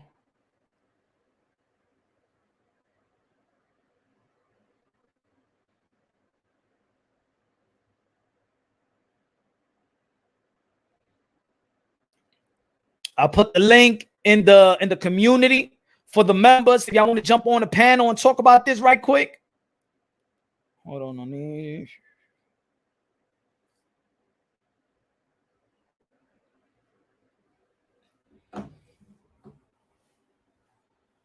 If you don't understand this is legendary, you don't love boxing. Tell him, Danny, this is a big fight. And what I was talking about, Halim was good. And what I was talking about on my last live, what I was talking about, I said that I don't need to wait for no Earl Spence and Bud Crawford. We're going to be talking about that too. Dan Raphael said that fight is close to completion. If you're a member, for Drunk Nation, I already put the information of Bud Crawford or Earl Spence, where they was at in negotiations, where they at. If you want to become a member, you go and get the information. But I'm not giving the information out here. But I already put that, 3 weeks ago? 3-4 weeks ago? So I don't got, look, boxing is so good, ladies and gentlemen. Boxing is so good. We had Bam Bam versus Rumberside. We had the undisputable Devin Haney and George Kambosos. So we had the undisputed Brian Castaño versus Jamel Charlo. We did have Dillian White versus Tyson Fury. We had Usyk, Anthony Joshua. We had Loma, Teofimo Lopez. We had Jose Ramirez and Josh Taylor. We have Shakur Stevenson versus Oscar Valdez. We had Katie Taylor versus Amanda Serrano. We're going to be having Clarissa Shields versus Savannah Marshall. We're going to have Alicia Baumgartner versus Michaela Mayer. We have those. Jessica McCaskill became undisputed as well. Crew de Jean became undisputed. Shout out to the queens of boxing. We having great fights. We having beautiful fights. And there's going to be great fights to come. That's why I was saying the other day, I'm not saying that I don't want to see the fight of Bud Crawford versus Earl the True Spence. All I'm saying is I'm not going to wait for it. I don't need to wait for it. I don't need to. Look at the big fight. And look. They was talking about this fight for just a month. They just talking about Chris. Yo, we heard this a month ago. Chris Eubank Jr. and Conor Benn. It was a rumor. It took 1 month so they could have one of the biggest fights in the UK. It took 1 month. What? Really? Talk about it. I haven't heard it. What is a good fight? I'll fight Chris Eubank Jr. What? On the cash weight? Boom, boom, boom. Deal was done. Easy. O2 Arena. UK. Easy. Big fight. Easy. Why the fuck Bud Crawford and Earl Spence is taking all this long? Why are they taking this long? This is what I mean. We do not need to wait for shit. We are getting great boxing. We are getting great boxing. If Crawford versus Spence don't happen, I don't care. I don't care. Fury versus Chisora. Yo, that's a good fight. For me, in my opinion, that's a great fight for the UK. That's a great fight for boxing. While we wait on Anthony Joshua and Usyk, that's okay. I'm rocking. Tyson Fury fought his mandatory and Dillian White. He fought the champion Deontay Wilder. He has beaten Klitschko. Tyson Fury, he's doing his thing. Yo, when it comes to Tyson Fury, no pressure on Tyson Fury. Canelo Alvarez, no pressure on Canelo Alvarez. You undisputed 168 4th division world champion, stuff like that. No pressure. No pressure. There's certain fighters I don't gotta give no pressure. There's certain fighters that I don't question their character. I don't question if they really want legacy. I don't question. There's just certain fighters. I'm not gonna question Bam Bam. Who would have questioned Bam Bam? Who the fuck is gonna say Bam Bam is scared of anybody? Who's going to say that T.O. is scared of anybody? He got Lomachenko when nobody thought that he could be Lomachenko. Early. Canelo Alvarez, 4th division world champion. Now, fighting a legend. Nonito Donaire coming off 2 great knockout wins. Taking risks. Still not retiring. Trying to get Butler, trying to get the winner of Chocolatito Estrada. Boxing is good, man. Boxing is good. Now, if you're a boxing fan that just are living off couple of names and then you want to judge where boxing is at because you haven't seen Bud and Earl Spence and you're saying that boxing is whack because you're not seeing the best fight in the best. What is the best fight in the best? What is the best fight in the best? The best fight in the best is not always the 1 and 2, right? The best fight in the best is ranked fighters, the top 5s and mix it around, right? That's the best fight in the best. Tyson Fury, Dillian White is still the best fight in the best. You know what I'm saying? Usyk fighting Anthony Joshua is still the best fight in the best. Only 2 people could be in the ring. If I see Virgil Ortiz fighting Boots Ennis, or see Keith Thurman fighting Boots or Virgil, and see Bud versus Earl Spence still fight the best fighting the best. If I see Thurman fight Ugas and Bud fight Spence, it's still the best fighting the best. If I see Thurman fight Bud, still fight the best fighting the best. That's all the best fighting the best. Lightweight, if I see Javante Davis versus Loma and Ryan versus Haney, that's still the best fighting the best. Both of the fights are still the best fighting the best. You understand what I'm trying to say? So there's a lot of fights in the sport of boxing that Tim Zhu and Jamal Charlo. That's still, if Tim Zhu is ranked high, that's still the best fighting the best. Shout out to Jamal Charlo for giving a young buck a chance, for defending his undisputed world title versus a risky opponent. That tells you a lot about the character of Jamal Charlo, because Jamal Charlo could have easily just dropped his belts and moved to the 160. Easily. And get that and get to fight, because he's already undisputed. He has the potential to fight. He's in line to fight the Andre. He's in line to fight his own brother, but he ain't gonna fight his brother, bro. I'm just saying. He's in line to fight if Triple G beats Canelo Alvarez, which I doubt. But he's let me ask you a question. If Triple G loses to Canelo Alvarez, does he lose his belts? I don't think so. I want to know which belt they fighting for. He's 168, so they're not fighting for his belts. So Triple G could actually keep his belts if he can beat Canelo Alvarez, just like Canelo Alvarez that he got beaten by Bivol. He kept his belts. So he's in line to fight Triple G. Can you imagine Jamal Charlo fighting Triple G? Still fighting the best, fighting the best. Jaime Munguia versus Jamal Charlo. Still fighting the best, fighting the best. Kalen Plant versus David Benavidez. That's the best. That's still the best, fighting the best.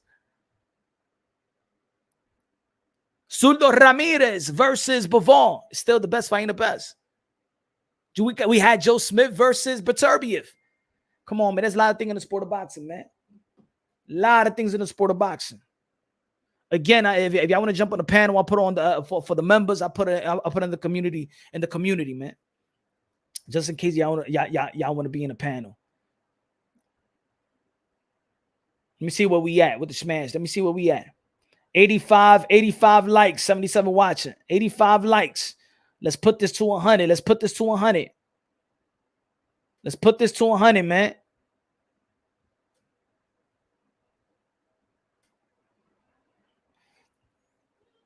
Yeah, what's good with Plant? I don't know, man. I don't know what's good with Plant. He got that good money, that good Canelo money. I don't know why he's wasting. Why it's taking a, and that I understand why people critique the PBC. Even though I'm not on that wagon, critiquing the PBC and critiquing all these promotional companies the way that people do. You know why I'm not going after the PBC? If I'm not going to critique PBC, because if these guys are bosses and they claim that they're bosses and they just got a manager or whatever, they got to open up their mouth. I don't feel sorry for Keith from Tom Thurman saying I'm waiting on dates. Why the fuck you waiting on dates? You Keith from Tom Thurman, you shouldn't be waiting on dates. Earl Spence should be waiting on dates. Nobody should be waiting on dates. If y'all claim y'all bosses and stuff like that, y'all shouldn't be waiting on dates. Y'all shouldn't be waiting on dates. Y'all deteriorating yourselves. Y'all deteriorating yourselves. Y'all doing a disservice to yourselves. Y'all want the money, but y'all don't want to be highly prepared. Y'all not coming into y'all next fight highly prepared and seasoned. Pause. Y'all going inside with a disadvantage. Bud Crawford, almost a year not fighting. At the age of 35. Going to be 35 when he fights Earl Spence.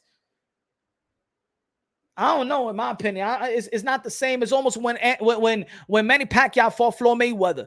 And Floyd Mayweather was 38 years old. And Manny Pacquiao was 36. Yeah, the fight that we wanted to see. But we know, man, they wasn't at their peak. Physically, they wasn't at their peak, man. You know what I'm saying? I think Earl Spence is going to be at his peak, but how many times we hear Earl Spence saying that he can't make that it's hard for him to make the weight? Earl Spence, he's looking great in his fights, but we know that he's tough. It's tough to make the weight. So now we got Bud Crawford that, Earl Spence been in this weight division ever since he was a teenager. So in reality, I know, even if Earl Spence is looking good, I know it's not his best. We're losing the opportunity to see Earl Spence best. His best, to be honest, is at 154. Bud Crawford's going to be 35 years old. 35 years old. I'm not saying that age really plays into effect, but it's a difference between the 31-year-old, 32-year-old. You know, I think Earl Spence is 32. He's been in the weight division for nearly 15 years, man. He's been in this weight division for nearly 15 years. He's killing himself, man. It's not going to be the same. Yeah, he got that Canelo money. Plant got that Canelo money.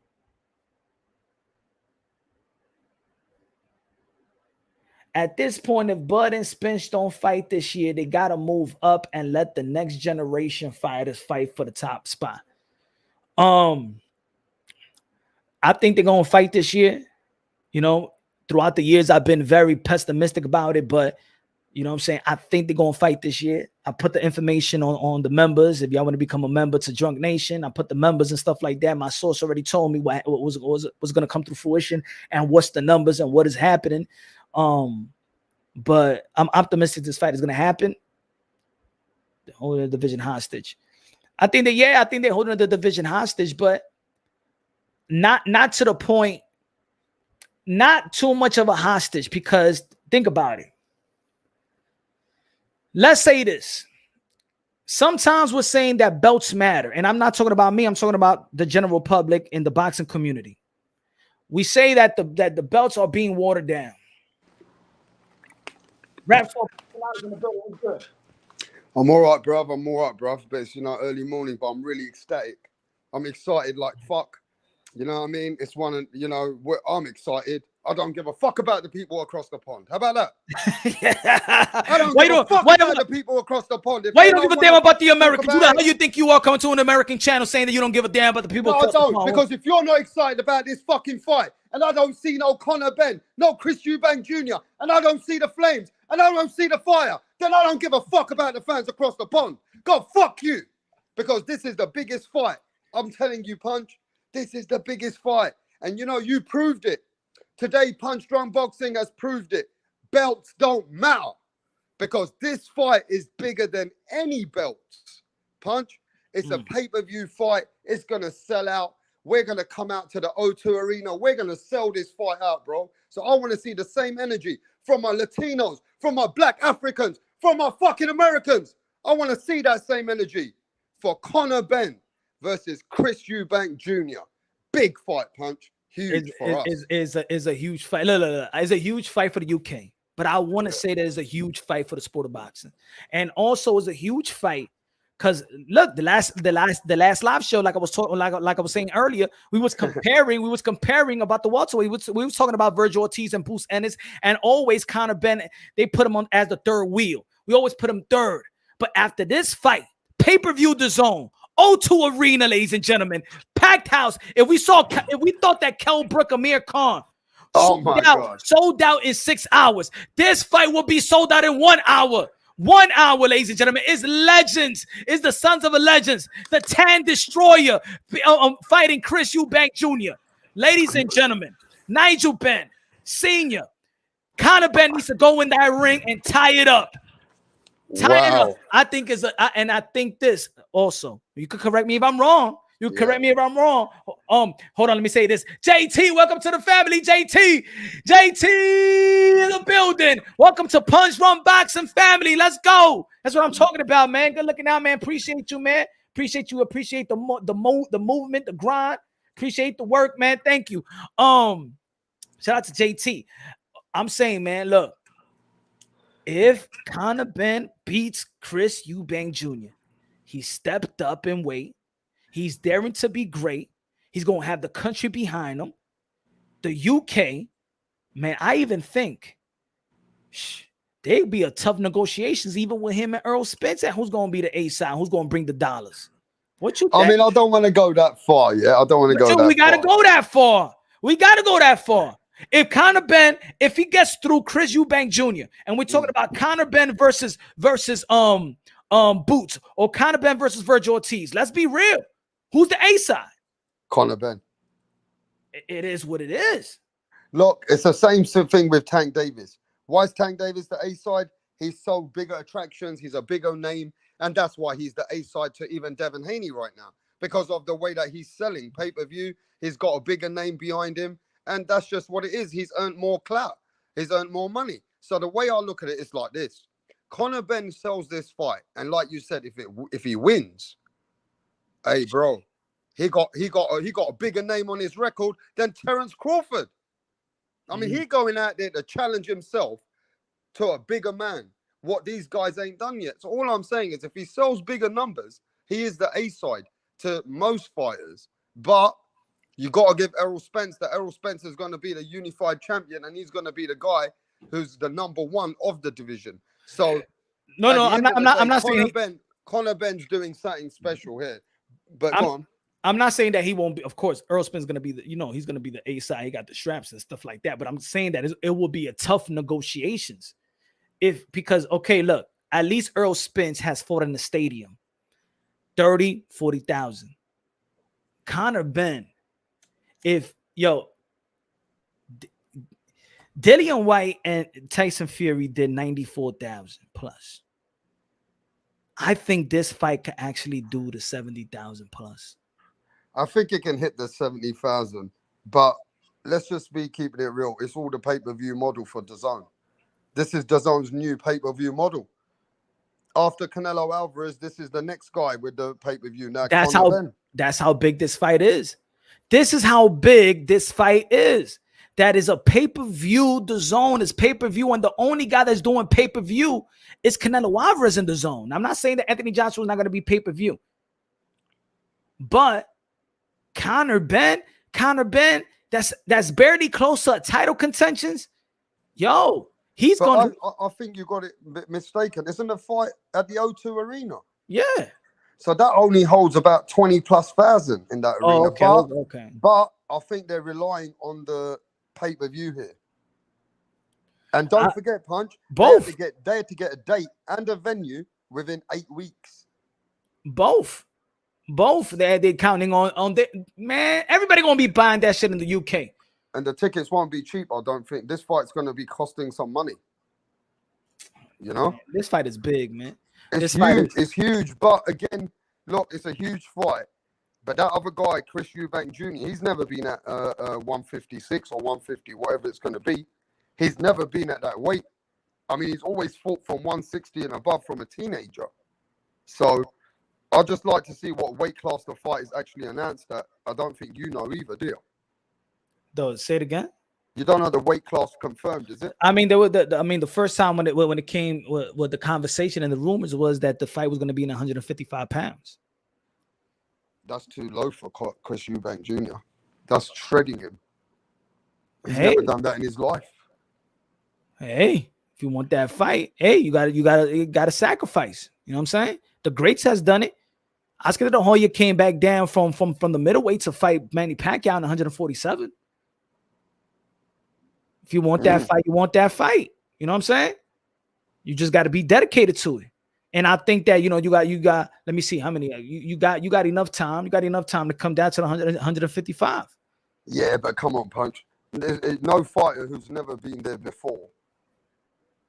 It's not easy for a fighter who's never been there before as a kid. So, I mean, yeah, it's look, I don't know if it's at 155. I think that's too low.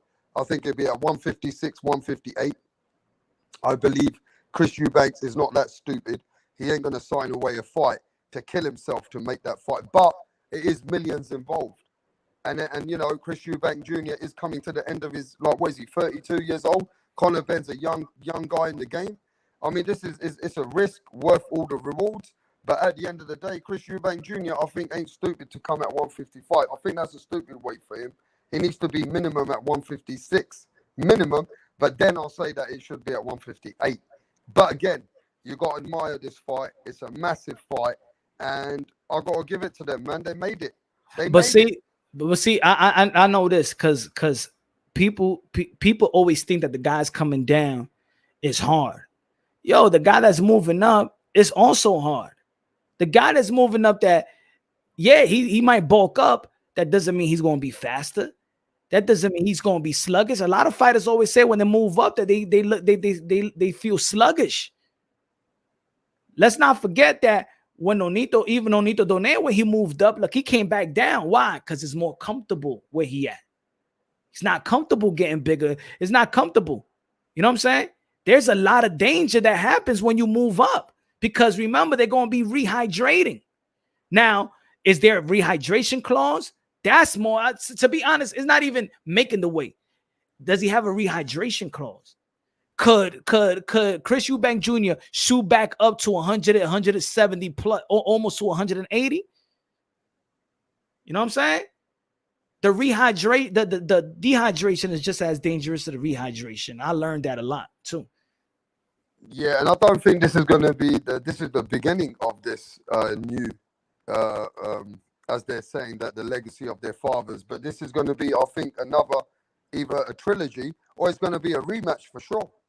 I'll tell you that much. I know that these guys are definitely going to be working, and they got rematches on their contracts. I'm sure there's a rematch for Conor Benn for sure if he loses in any way, or even if he loses a slight margin. So this fight is the beginning. But I have heard that the Dark Destroyer, Nigel Benn, is going to be with his son in the corner. I've heard that. Ooh, that's going to be Nigel Benn's coming to be training with his son on this fight. How about Chris Eubank Sr.? I don't know yet. Ooh, that'll be good. Oh shit! And we got Roy Jones in there too. Yo, this promotion is going to be lit, bro. Oh, the promotion is going to be lit because Conor Benn know how to talk. Chris Eubank know how to talk. His pops know how to. Chris Eubank Sr. know how to get under the skin of Nigel. I can't wait, bro. Hey, yo. Mad. Oh man, there's gonna be good TV, man. Hey, yo, when I heard the news, to be honest, I wasn't even really thinking about other big matchup. Like, I'm all right if I don't get Spence but that's how big for me it is. Man, I'm sorry, man. That's just me. Man. It is massive. I'll tell you this right now. There's a big vibe. It's a massive fight. You know why? You now, this is a massive fight. This is bigger than any belts. Like you said, this is not about belts. This is about two guys in their prime. Well, this is pride right here. Not like Amir Khan and Kell Brook. These are guys in their prime. This is pride right here, bro. This is risky. And this is risky. Look. If Chris Eubank Jr. loses to the little man, that's bad for him. If Conor Benn loses to him, it could be his career is starting. He might not even be able to begin. If he loses to Chris Eubank Jr., then people will really not talk about him in America because we talking about Virgil Boots and Conor. If he loses, then it's going to take a few more fights for him to get the limelight at welterweight. Yeah. He'll have to take a couple fights to prove that he's the man, at least at welterweight. But I will say this, I can only imagine, right? And let's take these guys to memory lane, because some people are pretty young, on your chat. They not all know about this legacy. So Conor Benn's dad was a killer. He was a knockout artist. And then he met a man who used to speak like a British man, well-spoken. And Conor Benn's dad was from the street. And this is another guy who was very well-spoken, a Queen's English, and they clashed. There was a man who came in his way called Chris Eubank Sr., and he knocked. They had a hard fight, but then he stopped Conor Benn's dad. Right, Punch? Mm-hmm. And that's what Conor Benn said today. He said, look, the Benn and Eubank legacy ain't finished. But he said the second fight, I want everybody to go watch the second fight. When Nigel Benn came back for the rematch versus Chris Eubank Sr., and Punch will know this, that Chris Eubank Sr. not only was putting people to hospital, he ended up damaging Michael Watson and making him go into a coma. Remember, man? Yes, sir. He made Michael Watson go in a coma. And let's not forget this. Nigel Benn was such a heavy hitter, he ended up making Gerald McKellen, pound-for-pound fighter, number 2 in the world at the time, go blind. Remember? Yeah, man. So these two were killers. But what it was, the second fight, Nigel Benn won it. And they gave him a draw. Have you watched it again? Yeah, of course, man. Of course. I think he came up. I think he should have got the victory. But you know what this draw does? It makes the storyline even better because now Conor Benn needs to tie it up. You know what I'm saying? Like, you never know what happens in life. Now, the legacy, now Conor Benn, is his job to tie it up for the family, for the name. This is big, bro. This is big. Huge. This Huge. this is big. This is big. I can't wait to see the fight. I can't wait to. I'll tell you how big it is. Let me tell you the how big build up, it is. the storyline is better. Look, the storyline is a better storyline than almost any other fight in boxing. Let me tell you how big it is for the Latino community. It's like Eric Morales and Marco Antonio Barrera's sons are two good fighters today, and they're making a catchweight fight. That's how big it is. Yeah. You know, because this British rivalry between Nigel Benn and Chris Eubank Sr. has never been a bigger one than that for us. Do you know 15 million people watched it around the world? 15 million people. Think about that. They sold out the Old Trafford, which was them days, 40,000 people came in minutes. So it was a mega rivalry. So today, what these guys are doing, and their both sons have got it in their DNA to fight each other, it's massive. For England, Punch, it's massive. For England, it's going to be big for the old generation, the younger generation, and all generations. That's how big it is. That right there, X-Shay Form said, imagine if Canelo and Triple G's sons fight in 20 years. That's what it is for us. Hell yeah, bro. That's exactly, and in fact, it's different for us, Punch. It's different. It's different because of the fan, but the thing is, with Canelo, with the Mexican fan base, that's what makes it. I mean, the UK fan base, that's what makes it bad. That's what makes it good. Hey, yo, I think I'm going over there, man. I think I'm gonna make my. I think I'm going to the UK October 8th, baby. I think I'm gonna make it to the UK. Exclusive Punch Drum Boxing coming to the fight in the UK. Exclusive. I think I gotta make that move, man. I gotta make that move. Look, I love boxing, and I love being around people that genuinely love the sport of boxing. I like to be around people that know how to cheer, that cheer and are passionate about the sport of boxing. You know what I'm saying? Sing along, side by side. You know what I'm saying? Like, I see it in the UK. I see the passion here with the Latinos and the Mexicans, but I don't see it with the Americans, to be honest, bro. Man, I don't know about that, man. We need the biggest fight in America to build that passion. You need the fights like Terence Crawford, Errol Spence, the bubble, so that the Americans can have that, movement going on, feel good about their boxing, have an understanding that their fighters are fighting each other. You need that sometimes, and it's just, you guys need to get those fights going on, bro. You need the biggest fights like Tank Davis versus Ryan Garcia. You need fights. JT said, I'm not too versed with the UK rivalries, but that's an appropriate analogy. Then I understand how big. JT is big, bro. It's big. And the thing is what comes after? What comes after for Conor Benn if he's victorious? Now, because I think Conor Benn's victory is more. It will be more. It's more. I think it's more important than a Chris Eubank Jr. victory, because if he beats Conor Benn, it's always going to be like, well, he beat the little guy coming up. He beat the guy that wasn't proven and stuff like that. Not even in the welterweight division. But if he beats Chris Eubank Jr., bro, and then comes back to the welterweight division with the stardom, with the country behind him, with the pay-per-view portfolio, hey, yo, he takes a step from Virgil and Boots, and he's third, right? He'll just leap way over them. It'll be tough. Yeah, it would be tough for Boots to catch up. I'm talking about even in the business aspect. Boots still have not fighting in his own event. He has not main evented yet. What you're saying is, people like Boots and Virgil will have Conor Benn's name in their mouth because he be the cash cow. He be the man. He be the man that, even though those guys are known as to be better fighters, at the end of the day, Conor Benn's attraction, what he's doing in the sport, how he brings a whole country behind him, and not only going to another weight class to beat a guy who's a very strong fighter, who's still a fighter that people believe is very good. He was going to fight Jamal Charlo only 2 years ago. Who remembers when Chris Eubank Jr. went to Al Heyman? And then he beat that guy. What's the guy that he beat? Kobarov? He beat the guy that Jamal Charlo had a tough fight with, remember? Yeah. And he beat that guy and he was waiting to fight Jamal Charlo. So let me tell you what Conor Benn's doing. I want everybody to wake up. This is like Conor Benn fighting Jamal Charlo at 157, 158, or 156. How about that? Now, we know that Jamal Charlo is a champion, but Chris Eubank Jr. is in that weight. And he was calling out Gennady Golovkin. So this is like Conor Benn coming up and saying, yo, let's fight Jamal Charlo. Even though it's not Jamal Charlo, but somebody as big as that guy. Do you know what I mean, Punch? It's big. I mean, this is one of the biggest fights in the sport of boxing to me, as a hardcore boxing, generally hardcore boxing fan, this is one of the biggest fights in the sport of boxing.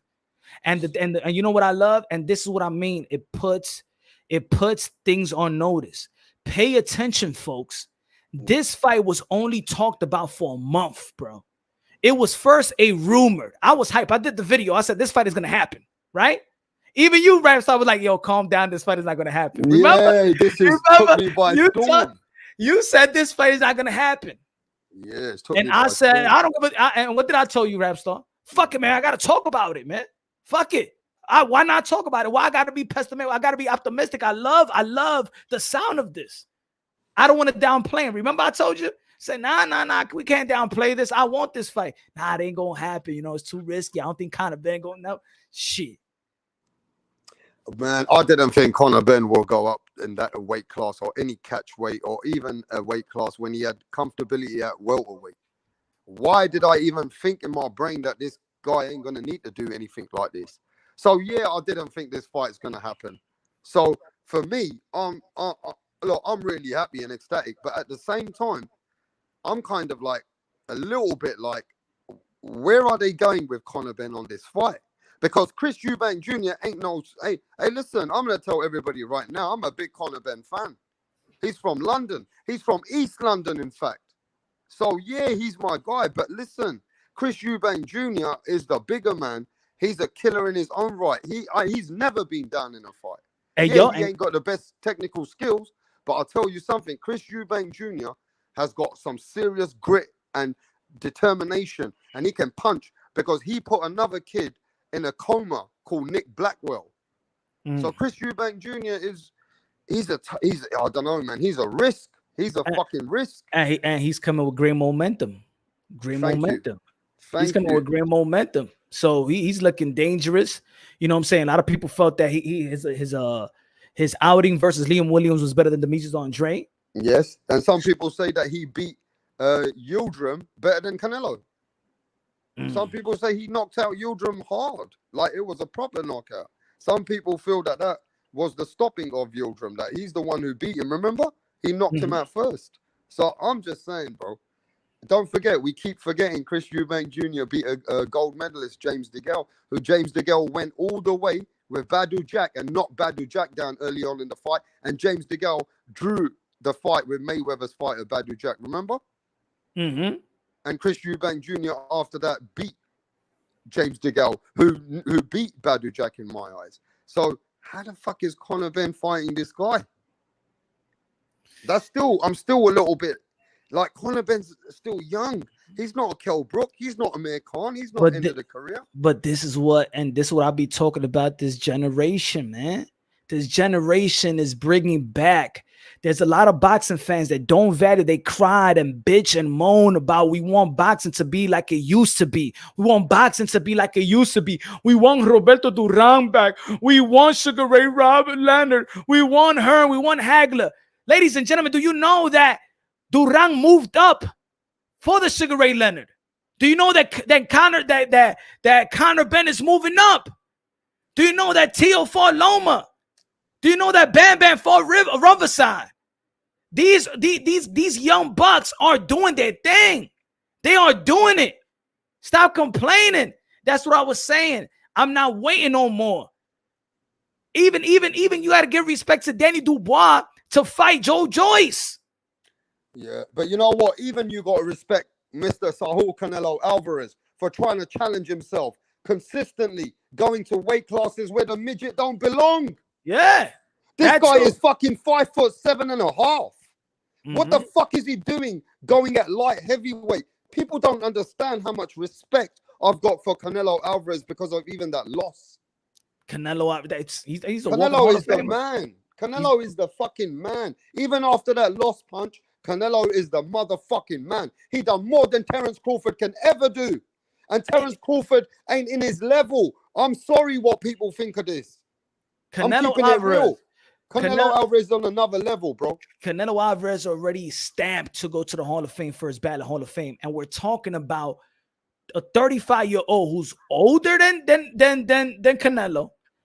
That this is gonna be his first big challenge, his first real big fight at 35 years old.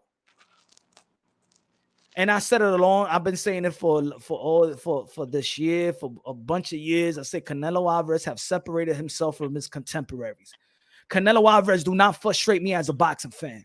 I don't need to be like, yo, Canelo Alvarez need to fight this one. Canelo Alvarez need to fight this one. He hasn't done this. He hasn't done that. He don't. Nah, man, Canelo Alvarez could retire right now. He's entering to the Hall of Fame. First ballot.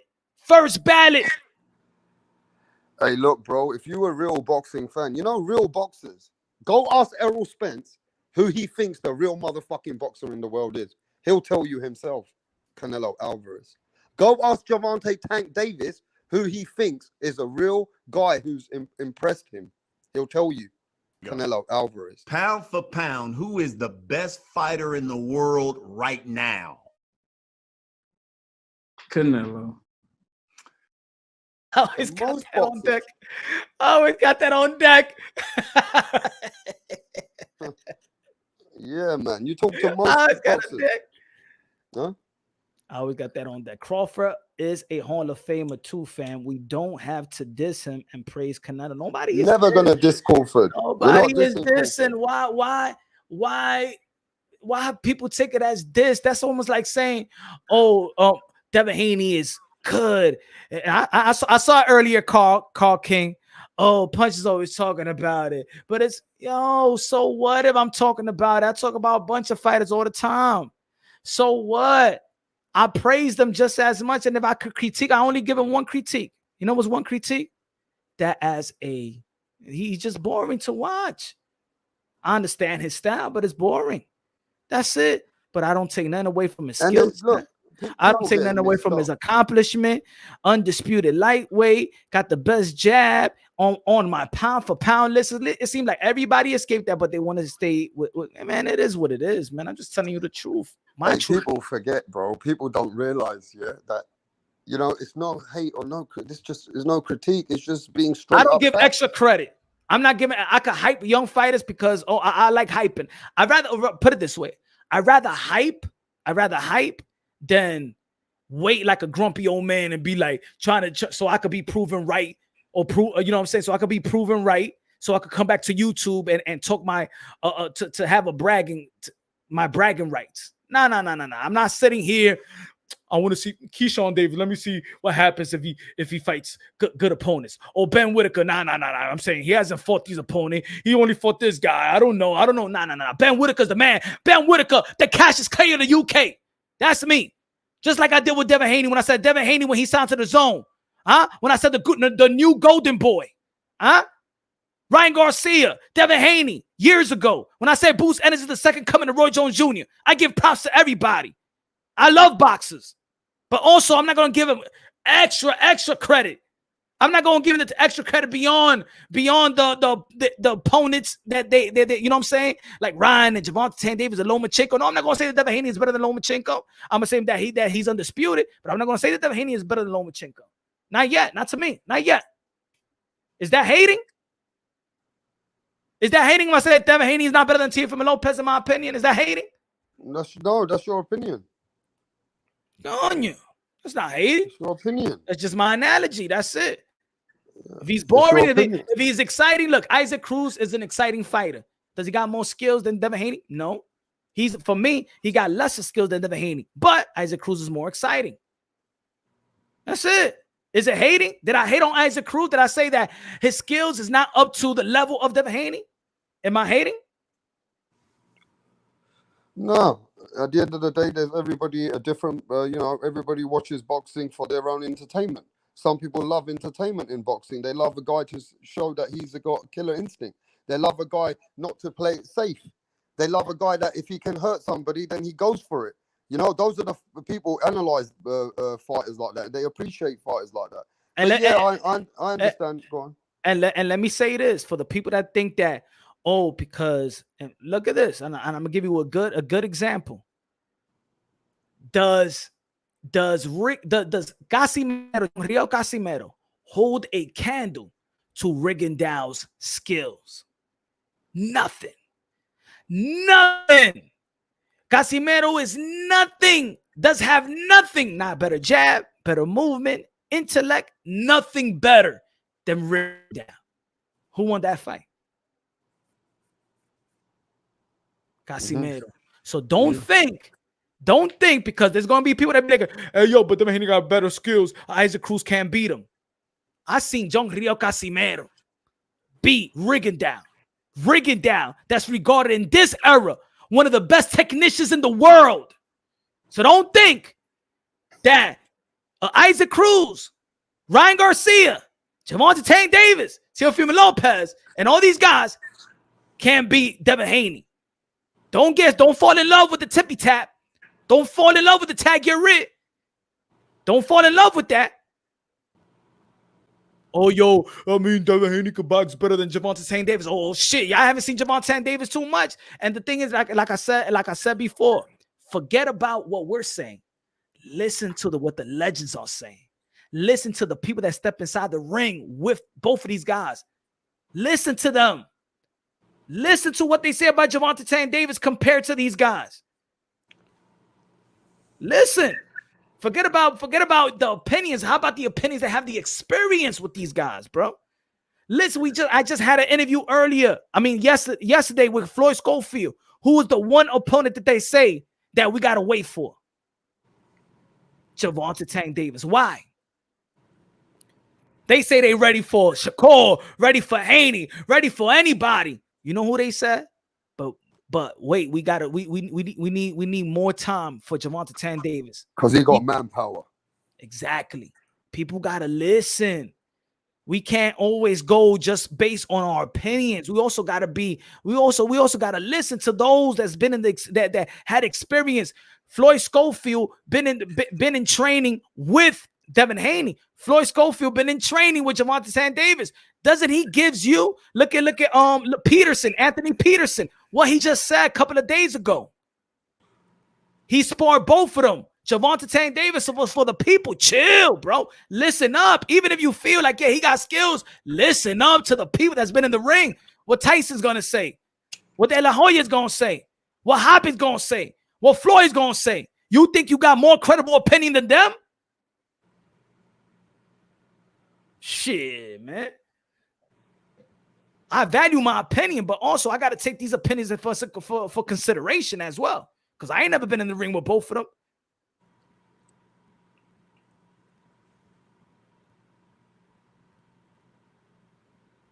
Shakur shouldn't even be in the discussion. He ain't at 135 yet. You know why he's in the discussion, King KO? Because he's way levels above everybody in 130. He proved it with hearing. He proved it with Oscar Valdez. We thought Miguel Burchett was going to beat Oscar Valdez. He knocked out Oscar Valdez. And then he made Oscar Valdez like he was 2-3 levels below Shakur Stevenson. Ain't nobody at 130 could compete with Shakur Stevenson. So at 135, it is what it is. He's an Olympian, bro. I got an opinion, though. I believe that Shakur Stevenson beats Devin Haney, too. I got an opinion on that, Shakur Stevenson, too. I think if Lomachenko wants to fight at 130, he gives Shakur Stevenson all the smoke he wants right now at 32 years old. I believe Lomachenko can even beat Shakur Stevenson, even at 130. But that's my opinion. Yo, Lomachenko is a beast, bro. Yeah, Lomachenko is a beast. got but I think that what beats him is you got to have athleticism, because he's very athletic. Mm-hmm. Athleticism and power. If you don't have athleticism and power and boxing skills, you're not going to be Lomachenko. My problem is this. You're not going to be Lomachenko. Shakur got the athleticism. He's got the skills. He ain't got the power to hurt Loma for sure. And He can't trouble Loma that way. look, Loma's too educated. Look, Gary Russell Jr. I was surprised how Lomachenko beat Gary. Gary was my guy. Gary Russell Jr. was my guy. I was very, very. That's when I said, that's when I said to myself, damn, Loma is fucking. Damn, he's special. Cause I thought, I couldn't imagine nobody going blow for blow with Gary. With Gary Russell. Yeah. I didn't think nobody was quicker than Gary Russell. But even Gary Russell was faster, but Lomachenko time that was quicker. When I saw that, Gary's a bad man. He come from the biggest background. He came from the era that you like, all from the fighters that you grew up watching. He was the top boy for them guys. Gary's got all the amateur pedigree, everything. He was that guy. And look what Loma did to him, bro. So I'm sorry to say, I don't think even... Listen, Loma's still a live dog to beat Devin Haney at 135, and he can beat everybody at 135. And then he beats everybody even now. And he ain't draining himself. No, I believe he's been training. No, draining. And Loma's not draining himself. That's the difference. That's why he's looking great. Loma don't need to fight at 135. He just wants to be an undisputed fighter at 135. Look at what Roy Jones Jr. said. He said he still is in number 3 in a pound for pound. I get it. He's not the only, and I said it earlier. The only reason he's not in my pound for pound because he don't got a strap. The only reason why Chocolatito. But if that was not in my criteria, in pound for pound to be a champion, Chocolatito will be, Estrada will be, even Nonito still will be. If Manny Pacquiao was still there, he will still be. A lot of people will still be. Because if it didn't have to be about straps, then a lot of people that will be in my pound for pound. Chocolatito will still be. Estrada will be. I even took Kioka out, bro. I took Kioka, 4th-division world champion. I took Kioka out. That's how good boxing is, and that's how the accomplishment is in the sport of boxing. Stephen Fulton being Angelo Neo and Brandon Figueroa back to back. That's big. Yeah, I think what Roy Jones Jr. said is that what he's seen with certain fighters when they're at their best, he can see things that are just so special. And he goes, only certain fighters can have that. And that's what he said about Lomachenko. He goes, he's a very special fighter. If he's at his best, he's just got some, you know what I mean? No one can beat him. I'm going to say this. If y'all think, I'm going to keep on saying, if you think, you fans, if you think that Devin Haney only needs a jab to beat Lomachenko, you smoking the same shit that motherfucker smoking in Chicago. You smoking the same crack from the same crack pipe Southpaw smoking. If you think that Devin Haney beats Lomachenko, that Lomachenko beats that Devin Haney beats Lomachenko with just a jab, like he did Kambosos. Y'all must be crazy, man. Y'all must be crazy. Y'all crazy, man. Y'all can spin all the narrative y'all fucking want. Y'all on whatever Southpaw's mother's on. Yeah. But as we spoke about Gary Russell. Hey, you saw Southpaw's mom? Look at the screen. Oh, fuck. Shit, man. What the fuck is that? That's Southpaw's mom's. Fuck that, man. That look like some transgender. Now you know why? You don't see the eyes? They got the same That's fucked up, bro. That fucking got Kid and Play's hair. Remember Kid and Play? That got that Kid and Play hair there. Yeah, that's what she got that. They took a picture. That looked like a he-she. That's a he-she. That's Southpaw's mom's. Oh shit! Now you know why he cried. Like, now you know he'll cry. Hey, Southpaw, you need to come and defend yourself. No bomber clock. Where you come from? This kind of a fucking he-she. She got caught the other day stealing from CVS. Yeah. I'm not off subject right now, yeah? I'm just off subject. You call it off subject now. Oh, shit. That's crazy. That's crazy. That's a proper crackhead. Shit. You know what I mean? Too many crackheads on the YTBC, homie. Oh, man. Yeah, I was just going to say off subject as well. You said Gary Russell. Now, I remember there was a cat who used to be on this YouTube. He had some debates with me, and his name was Batman. I used to call him Catman.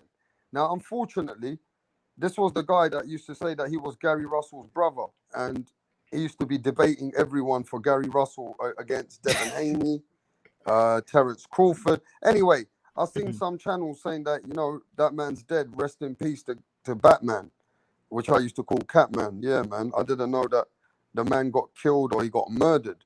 So I haven't seen Gary Russell ever speak about that, because this is what I've heard on YouTube, that Gary Russell's the guy who was his brother, saying that he was his brother. He actually got murdered. But anyway. I heard it, but if it happened, my condolences go out to him and his family. But I'm not sure. I don't know. You know, I don't keep up with people like that. But if it is, man, my condolences. Rest in peace to them, bro. Yeah, man. Yeah, man. But yo, no, go on. Now I was gonna say, yeah, rest in peace to Gary Russell Sr. Rest in peace to him as well, bro. But yeah, Punch. So, what do you think is the situation? Is this thumbnail about Devin Haney trying to pay step aside money or get the Loma fight? Is that no? This is what about it? This is what about that? I'm not gonna be fooled. Like a lot of people on YouTube are fooled, or boxing content creators want to fool their subscribers thinking that Devin Haney is being ducked. No, Devin Haney is not being ducked. The only person that's contractual to fight right now is Devin Haney to fight George Kambosos. He's been in contracts to fight George Kambosos even before he fought George Kambosos for a rematch. So the cloud chasing of Gervonta Tank Davis, of Ryan Garcia, of Lomachenko, and saying that they're ducking him, they're avoiding him. Ain't nobody avoiding you when you got a contract to fight. And if you feel like you don't want to fight George Kambosos, and you claim that you a boss, and you claim that you got more, that you get more money than all these guys that you claim is ducking you, then pay the step aside money to George Kambosos, and then you could fight Lomachenko. That's what I'm saying.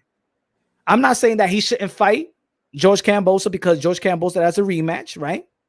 He was an undefeated fighter. He want to get his belts back. Okay. But don't say that people are avoiding you and people are ducking you, nor you, people in DHP, nor your pops. Don't go to any podcasts saying that these people are avoiding. Don't go to the Rise podcast and say, let's get this fight with Gervonta Tank Davis, cloud chasing Gervonta Tank Davis' name, knowing that you got to fight in October 15th. Oh, yeah. I understand what you're saying. That's what I'm saying. People stop falling for the cap. Stop saying that people are avoiding Devin Haney or avoiding to be undisputed when this guy has lined up to fight. And if you don't want to be quote unquote duck, then free yourself. I don't want him to drop the belts. He's undisputed. I want people to go fight the undisputed. But those same people can't fight you because you're contracted to fight. So I said, why not Devin Haney do what Mike Tyson did? Mike Tyson people, he wanted Bruce Seldon, $4 million step aside money to Lennox Lewis. Right? Stanionis was supposed to be fighting Ugas. Earl Spence wanted to fight Ugas. They paid Stanionis step aside money. Right? Mayweather said that he was willing to pay Marquez step aside money so he could get the Manny Pacquiao fight. Let me put it up right here. Hold on. Check this out. You could read it to the people, perhaps, Star. Manny Pacquiao really wanted the fight with me. All he's got to do is pay. Say Mayweather said, we could pay Marquez step aside money, pay him $1 million. Yeah, he said it. And my man will, and you can see the figures who's ready. Let me know. Okay, yeah. Mayweather said it. What did Manny Pacquiao did? Manny Pacquiao, he fought Ricky Hatton, back-to-back Cotto. Those are great fights, legacy fights. Got $22 million with Cotto, I believe. Got $12 million with Ricky Hatton. So Manny Pacquiao was like, I still could get the same money and still the build up and stuff like that. How much y'all paying me? But at the end of the day, Floyd Mayweather was willing to pay step aside money for Juan Manuel Marquez to get the fight. Ladies and gentlemen, also, Alexander Usyk was willing to take step aside money so AJ could fight Fury. Remember? So if you really want these fights, Canelo Alvarez people, step aside money to Triple G with the blessing of the WBC. No. You got it wrong. Anthony Joshua was thinking of taking step aside money so Tyson Fury can fight Alexander Usyk. No, that too. That was the main one that they were pushing. That was the $15 million. I'm talking about when Fury, the Fury top rank and the Wilder was going through. Okay, the first. Remember Usyk was mandatory, and he said he's willing to let the Fury and AJ fight. He was stepping aside already. That's the reason. The reason why he fought AJ is because of Deontay Wilder thing that he won the case. Yeah. So that's what I'm saying. Usyk was willing to step aside. Anthony Joshua was willing to take $15 million. So if you the guy, pay that step. If you want these guys, pay that step aside money to George Kambosos. So you're not gonna get the same money. George Kambosos is not gonna get the same money. We already heard in Australia, you're not gonna get no stadium, and this is why there was $10 million to give George Kambosos, because it was 30 to 40,000. Y'all gonna fight in a tennis court, so the money ain't gonna be the same. So pay that step aside money if you can, and get the Lomachenko. You already with top rank. That'll be an easy fight. But don't say why you're contractual to fight October 15th that Lomachenko don't want to fight, that he need a tuna. Motherfucker, you are in contract to fight, not Lomachenko, not Gervonta Tank Davis, not Ryan Garcia. Ain't nobody ducking you. So, ladies and gentlemen, do not fall for the cap. Do not fall for the narrative. Do not fall for the clout. That's all I'm saying. No, I'm saying it all exists. Step asides always exist. Didn't Jack Catterall take a step aside for Josh Taylor to fight Jose Ramirez? So step aside is always there. You know what I'm saying? At the end of the day, it's just a matter of if they can put it into the deal. Can they make it? Can get all parties agree? That's the main thing. I don't even think all parties agree. Is it hard to understand what I'm saying? I don't think it's hard, right? I'm not saying that Devin Haney shouldn't fight. All I'm saying, do not say that anybody is ducking you while you're contractual to fight. That's what I'm saying. Bantu boxing. That's all I'm saying. Devin Haney is the only one that's contractual to fight. He's the only one that's hooked to a fight. So Gervonta Tank Davis don't have the opportunity to duck Haney. Ryan Garcia don't have the opportunity to duck him. Lomachenko don't have the opportunity to duck him. Don't call everybody else out except for the guy that you're about to fight. Don't shame nobody. I don't want to see Bill and I don't want to see Calvin Ford talk about this fight. They only cloud chasing Gervonta Tank Davis' name. We don't know that. Y'all ain't gonna fight unless you willing to pay step aside money, like Earl Spence peoples did to Stanionis. It's the same people. Like Mike Tyson people did to Lennox Lewis. Like Golden Boy Promotions did to Canelo, to Triple G and his promotional company so they could get the Cotto versus Canelo Alvarez. If you're not willing to step aside money, I don't want to hear that duck talk. That's all I'm saying. Is that easy to understand? Yeah, and at the end of the day, that's simple anyway. People know that boxing business. If you want those fights, you can make bigger fights if you want. Right now, Lomachenko, Devin Haney's bigger fight than George Kambosos versus Devin Haney rematch. It's the truth. Lomachenko versus Devin Haney is a much bigger fight now. But this is what I'm saying. Look at the tweet. Bob Arum has said he told Devin Haney that he will get the Vasyl Lomachenko fight if he wins the George Kambosos rematch on October 15th. And Loma is able to leave Ukraine for a tune-up bout first. He replied, tune this dick to George to what Bob Arum is saying. I wanted the fight now. You may want the fight now, but who said that you could get the fight now? You could say you want the fight now, but you have a contract to fight somebody else. I'm the champ. I don't have to wait on no one. Okay, so if you're the champ, we understand you are the undisputed champ. You are the undisputed champ. No dispute, right? You are the champ. I don't have to wait on no one. You don't. Why? You the top dog. You don't have to wait on nobody. You're the A side. The A side makes other people rich in boxing. Mayweather makes Berto rich. Mayweather make Victor Ortiz rich. Mayweather makes Guerrero rich. Manny Pacquiao makes Thurman rich, wealthy. Oscar de la Hoya makes Mayweather wealthy. Oscar de la Hoya makes Manny Pacquiao wealthy. Mike Tyson makes other fighters wealthy. You the top dog. You the top dog. You make Gervonta Tate wealthy. You got to make Lomachenko wealthy.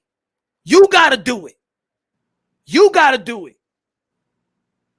Canelo people, again, step aside money. We had a lot of family gathering. Earl Spence, step aside money for Stanionis to get Ugas.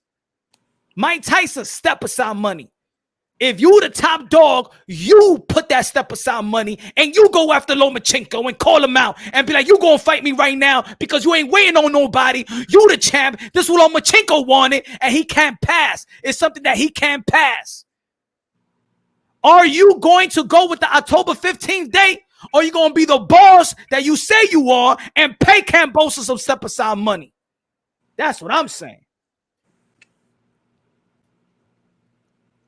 This shouldn't even be a debate. Talk your wish, manito. Ya tú sabes. Gracias de lo mío. Boxing world. Good looking out. Appreciate you, brother. That's all I'm saying. All I'm saying is, man, don't let yourself be duped out here in this community. Don't let them cap. Don't let them cap. Don't let nobody cap. You know what I'm saying? Ain't nobody ducking nobody. Ain't nobody ducking or avoiding nobody. You know what I'm saying? Mm. I mean, boxing business is business. You can always show that people are ducking. There's nobody ducking. There's nobody ducking. It's just the business of boxing. You got a fight already scheduled. So you can call out King Kong. It doesn't matter. That's the same fucking debate I've had with promoters and management and even Bill Haney himself. The biggest thing I've noticed is they sell everybody a whole different attitude so that people can be, oh, yeah, Devin Haney wants to fight Loma, really, nah. But the fight, Loma don't want to fight him. It makes that interest that he makes the fighter look, whoa, this guy wants this right now, but he's already got a fight signed, you fucking idiots. So see, he said John Doe Devin Haney's under. He said punch. What is that? John Doe, I punch. I can hear the pain in your voice when you say undisputed. I don't know. Do you hear? I think y'all be crying when I say he boring, and when I say he's undisputed, y'all don't like it when I say he undisputed. What y'all want me to do? Y'all bitch and cry. Stop saying that about Devin Haney. He's boring. Stop it, punch. Stop it. He's not. He's the head not get hit. Oh, come on. Don't say that. Not say he undisputed. Like you just saying undisputed. Man, choose what you want me to say. What y'all want me to say? What you want me to say, man? Give him credit, they don't like it. Say he boring, they don't like it, man. Y'all love it when this is what it is. Y'all love it when I go in at Devin Haney. Y'all like it. That's what it is. No, I think at the end of the day, look, there's better fights there for Devin Haney. There's some good fights there now. At the end of the day, yeah, the Lomachenkos, the Tank Davises, but we're more likely going to get Lomachenko versus Devin Haney than anything else, if that's Devin Haney's biggest fight. That's going to be his biggest fight. But until then, yeah, I understand why people don't really want to watch the rematch, because it was a bit boring. You know what I mean? There was not really much excitement in there. There was just a tag match. I get that. But it's a rematch which was in place. No. Hey, Jacqueline, please. My brother, please. Do not put Mayweather's name attached to Devin Haney. No. Please. No, he's not the guy that we want to pay to see lose. No, he's not even that guy. Nah. He's not even that guy. No, please. No, please. He's not even that guy that I want to pay to see lose. Jake Paul is getting paid because people want to see him. Even Jake Paul, people want to see Jake Paul because they want to see him lose. You know what I'm saying? People rather pay Ryan Garcia to see if he's going to lose. You know what I'm saying? Devin Haney's not that guy yet.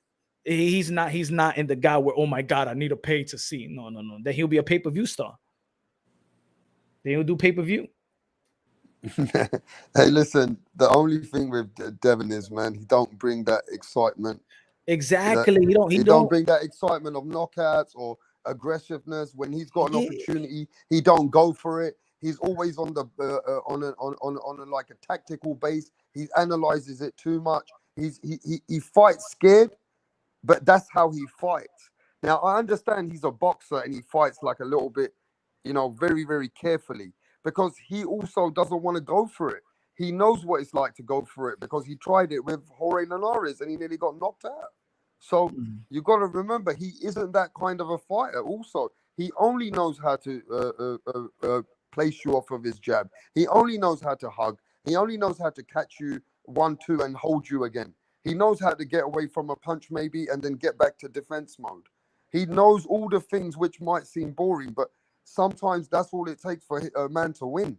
Now, some people don't mind that. They call it hardcore boxing. They say boxing pugilist. As long as you can win, whatever it takes for you to win, it's what it takes for you to win. Now, it doesn't mean it's exciting, though.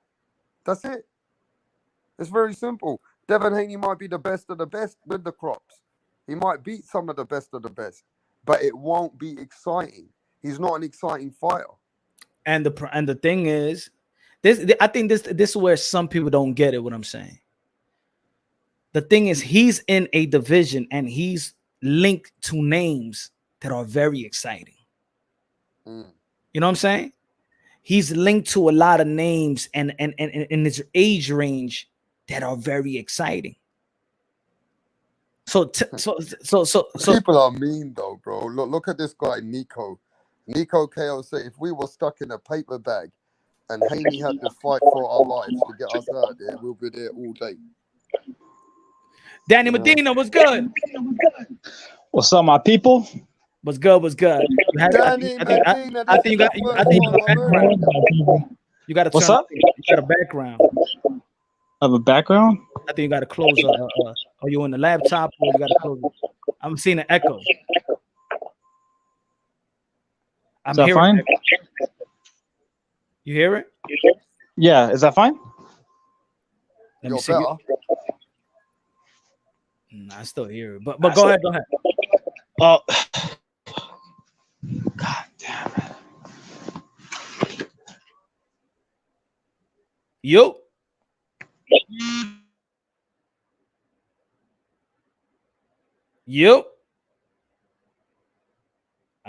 Man, that's the first time I ever heard from Danny Medina. Danny, ¿dónde que está Danny? Hey, Danny Montana. His learning is getting better and becoming a great. He said, I'm gonna get John mad. If he gives me another Kings of the Commonwealth in the building, what's good, man? Kings of the Commonwealth. If he gives me another performance like that, he'll be banned of live commentary of Punch on Boxing. I'm not wasting a Saturday. I'll do a video. I'll watch the fight, but I'll do a video.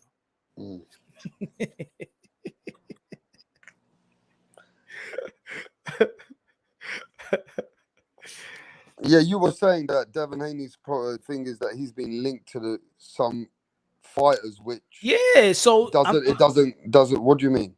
Look, at this stage, what is the critique of boxing? As a hardcore boxing fan, what is the critique of boxing, the whole boxing as a whole right now?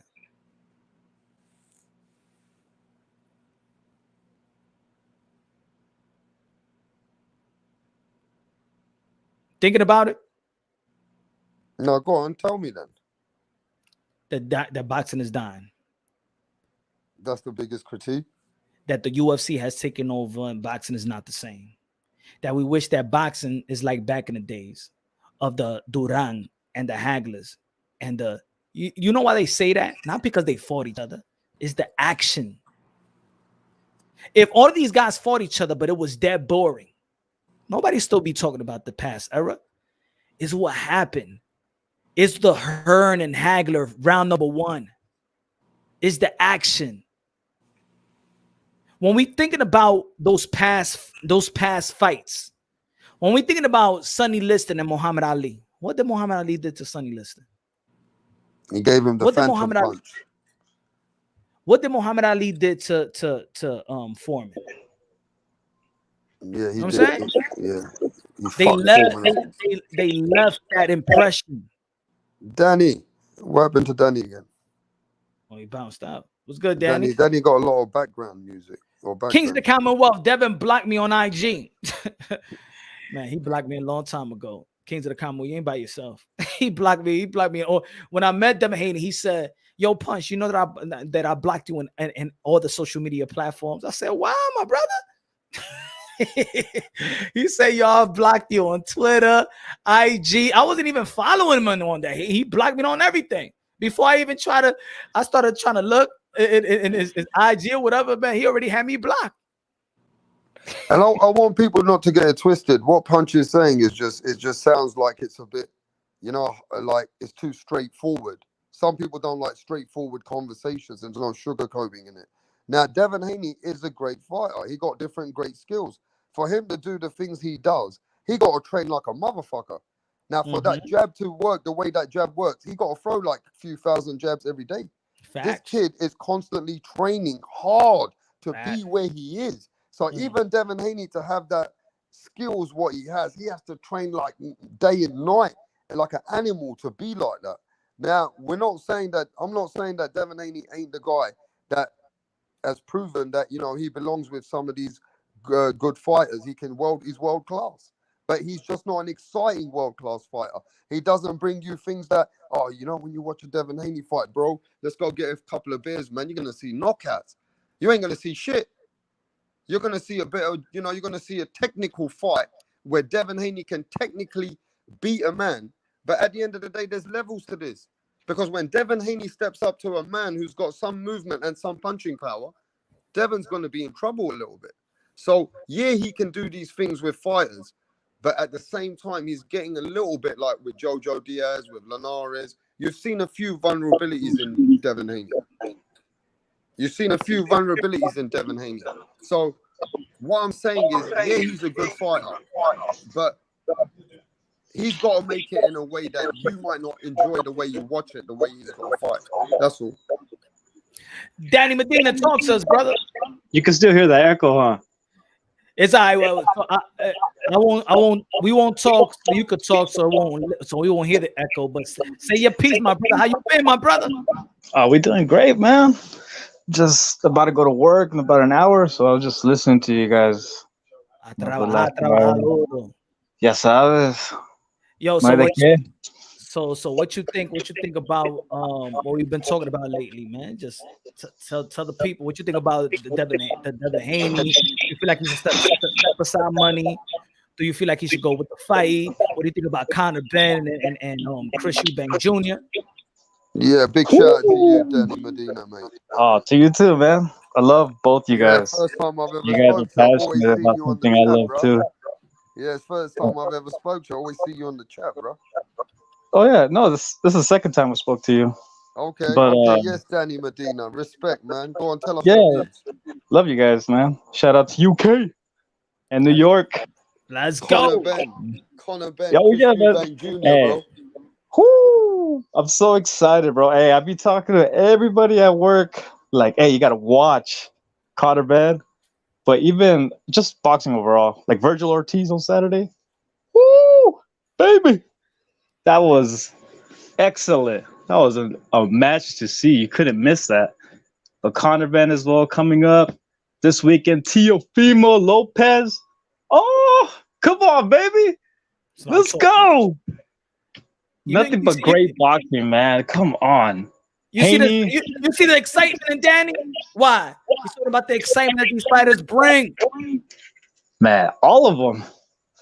These guys are amazing.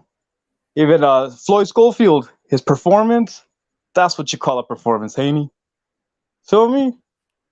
Yep. Come on, man. Like, what were you saying, Punch? Pink? But look. Pink? Hug? Pink? Oh, fuck. But look. See, I believe in Devin Haney's skills and talent. I'm saying it right now. He will make a statement versus George Kambosos.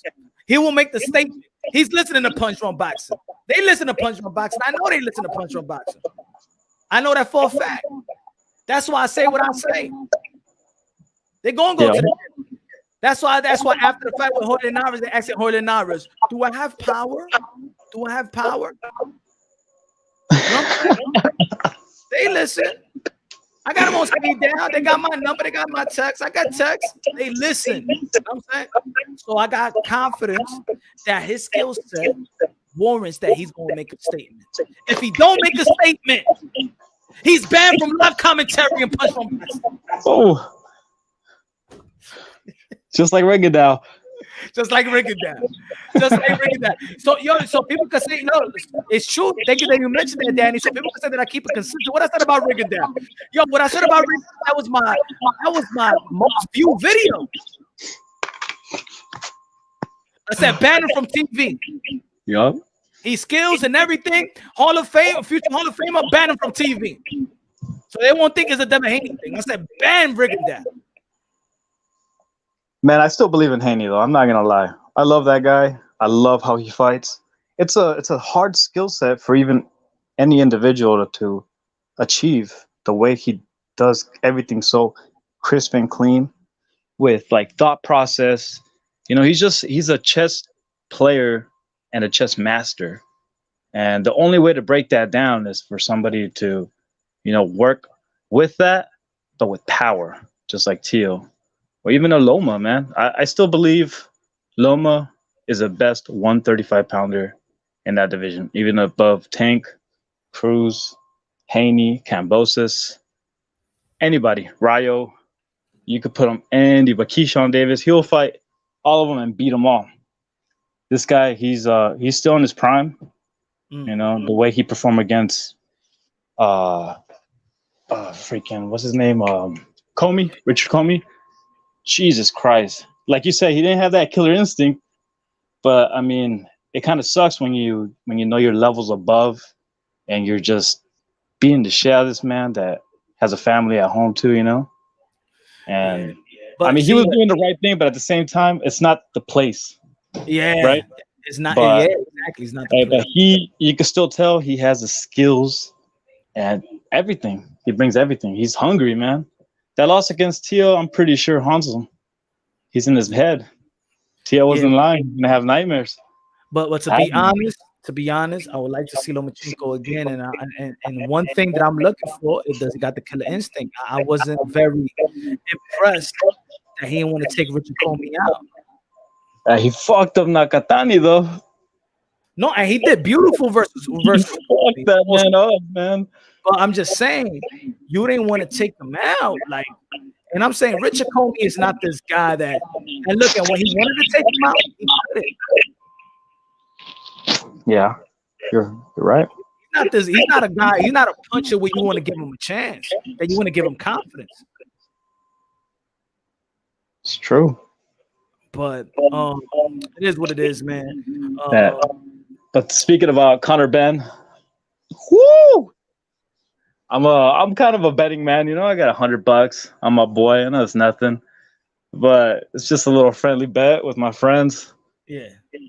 Conor Benn, $100 against Eubanks Jr. And I just got it as a 12-round matchup, but Conor Benn getting a little bit crispier shots and with the good head movement.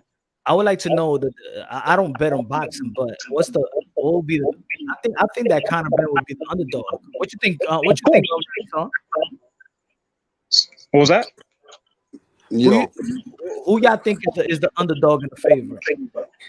Conor Benn. I think. I don't know about that because it depends on the weight. If it's at 155, I got Conor Benn favorite.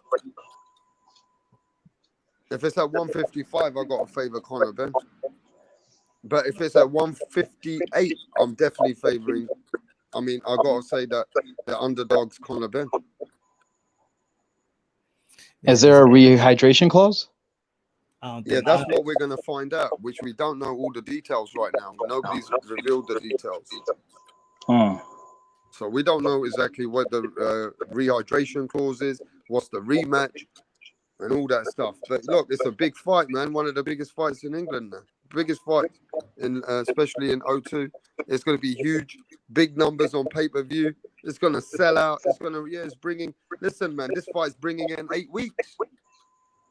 Oof. In You 8 got weeks. me ready. Got me jumping. Let's Call This me go. fight's coming before you know it. Let's Before go. you know it, Punch is gonna be live. Punch is Where you gonna be at, there in Spence? England. Where you at, bud? Come on. These guys can do it, Yo, and you guys can't. Come on. This big fight, this legendary big fight, was done in 1 month of talking about it. Bud and Spence been talked about for 4 years, bro. This fight been talked about for 1 month. Oh my God. 1 month, and no pressure from the public. No pressure. Wow. These men are Man. hunters. Now you guys are slacking across the pond. The Americans need to get the fights going, bro. You know what I mean? Let's talk, and we want to see fights. See, look, we're hyped up now. Now, wouldn't it be a big hype up, yeah? Wouldn't it be something great, yeah, for us to say, okay, it's announced. No more talk. Terrence Crawford, Errol Spence announced. No more talk. They've finally got the fight with Tank Davis and Ryan Garcia. Ain't happening. They ain't even talking about it. It's actually there's the reporters, you know what I'm saying? It's us. We're talking about we're keeping it alive. Imagine if we just stopped talking about it. They wouldn't even have momentum like that. And that's what I appreciate about you guys, man. Yeah. Keeping boxing alive, keeping what I'm passionate about. I know for a fact you guys are passionate about and real about it, and you guys follow it, and you guys go out of your way to, you know, find information, and even the history. You guys study it, and that's most appreciated for real and true boxing fans. You know, like I believe real boxing fans shouldn't. Even if you're just the number 4 billionth in the world, I respect you for putting your hands up and trying to prove and get better in your life. You know, like you say, Punch, box is pretty much the same thing as life. You know, everything that you go through in boxing, you pretty much go. Yep. Translate to life itself. We all live in a 12-round bout. Exactly. You go down, you must come back up. Fight better, you get better. Yeah, you know, man. you get strategy going on. That's why I had to go. That's how I had to go in on Rick Glazier on Rap Star Boxing Knowledge channel. You know what I'm saying? When he's talking about Danny Silva Garcia should not be in the ring. He should not ever step inside the ring. And these guys like, who you, bro? Like, who you to why? Because he's not gonna be a champion again. He should not have a career. Like he shouldn't earn money. Like Derek Chisora is he gonna be a champion again? He said, "What? We can't have a little bit of humor." Remember that? Yeah. Oh, like, come on, man. You told him you make money off these fighters. Exactly. And you're trying to have humor? Like that's not business, brother. You're literally like just making people not go into boxing because you're just downgrading the sport. Be uplifting about it, you know. If anybody wants to come into the sport, you should be proud of it. Exactly. You know, you should be welcoming to it. You don't downgrade it. You don't push it away. You don't push it away like that. Especially him. Hey, bird. The fuck out of here, man. Yeah, that was messed up. And then people looking at the fight and be like, hey, yo, Danny Silva Garcia looking good for 154. Look sharp. A lot of punches. You know what I'm saying? He looked good to me. Hell yeah. I mean, Danny Garcia did what he got to do. I mean, but you know, at the end of the day, it's at 154 with a guy that's not complete 154 fighter. I like to see how Danny Garcia moves in there with Tony Harrison or somebody. You know what I'm saying? At least one of those guys. Then we can tell where he belongs in the weight class. But you know, no, he belongs in a weight class. That's what it is. He belongs. This if I understand what you're saying, Rapster, but this if thing is always not given their just due. If we understand he's moving up from 147 to 154, he get this fight. He look good in this fight. Yes, proven world champion. Yes, does he knows how to win? Yes, does he know how to challenge a champion to the point where he makes it close? He knows how to box. He knows how to win. Or he knows the pursuit of trying to win, and he just comes a little bit short. It's a question. I'm not gonna question on Danny Silva Garcia. Could he compete? I believe he could compete. I believe he could compete versus Terry Harris. You know what I'm saying? It's like Shakur Stevenson at 130 and moving up to 135. I'm not going to say, well, I got to see how he's going to look at 135. Man, I know he's good for 135. You know that. Yeah. It's not a question if you're a 154. It's a question, are you going to be the best at 154? Are you going to be the man? Are you going to be the top dog? But that doesn't mean Anthony Harrison is still not a good 154. Brian Castano is still not a good 154. You know what I'm saying? It's still good. He might not be the top dog. Just like Josh Taylor when he moved to 47. Is he going to be the top dog? But can he compete? Oh, yeah.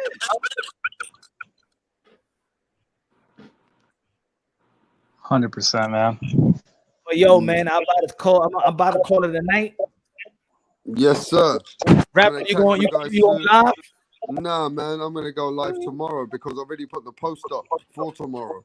I'm gonna be breaking down the fight. I want to find out the details, the finer details tomorrow about the Conor Ben versus Chris Eubanks, and at least that way I know what we're talking about a bit more. All right, brother, man. I see you, brother Danny Medina. Good looking out, man. About time you hit the panel with us, man. Yeah, I'll be hopping on a little bit more.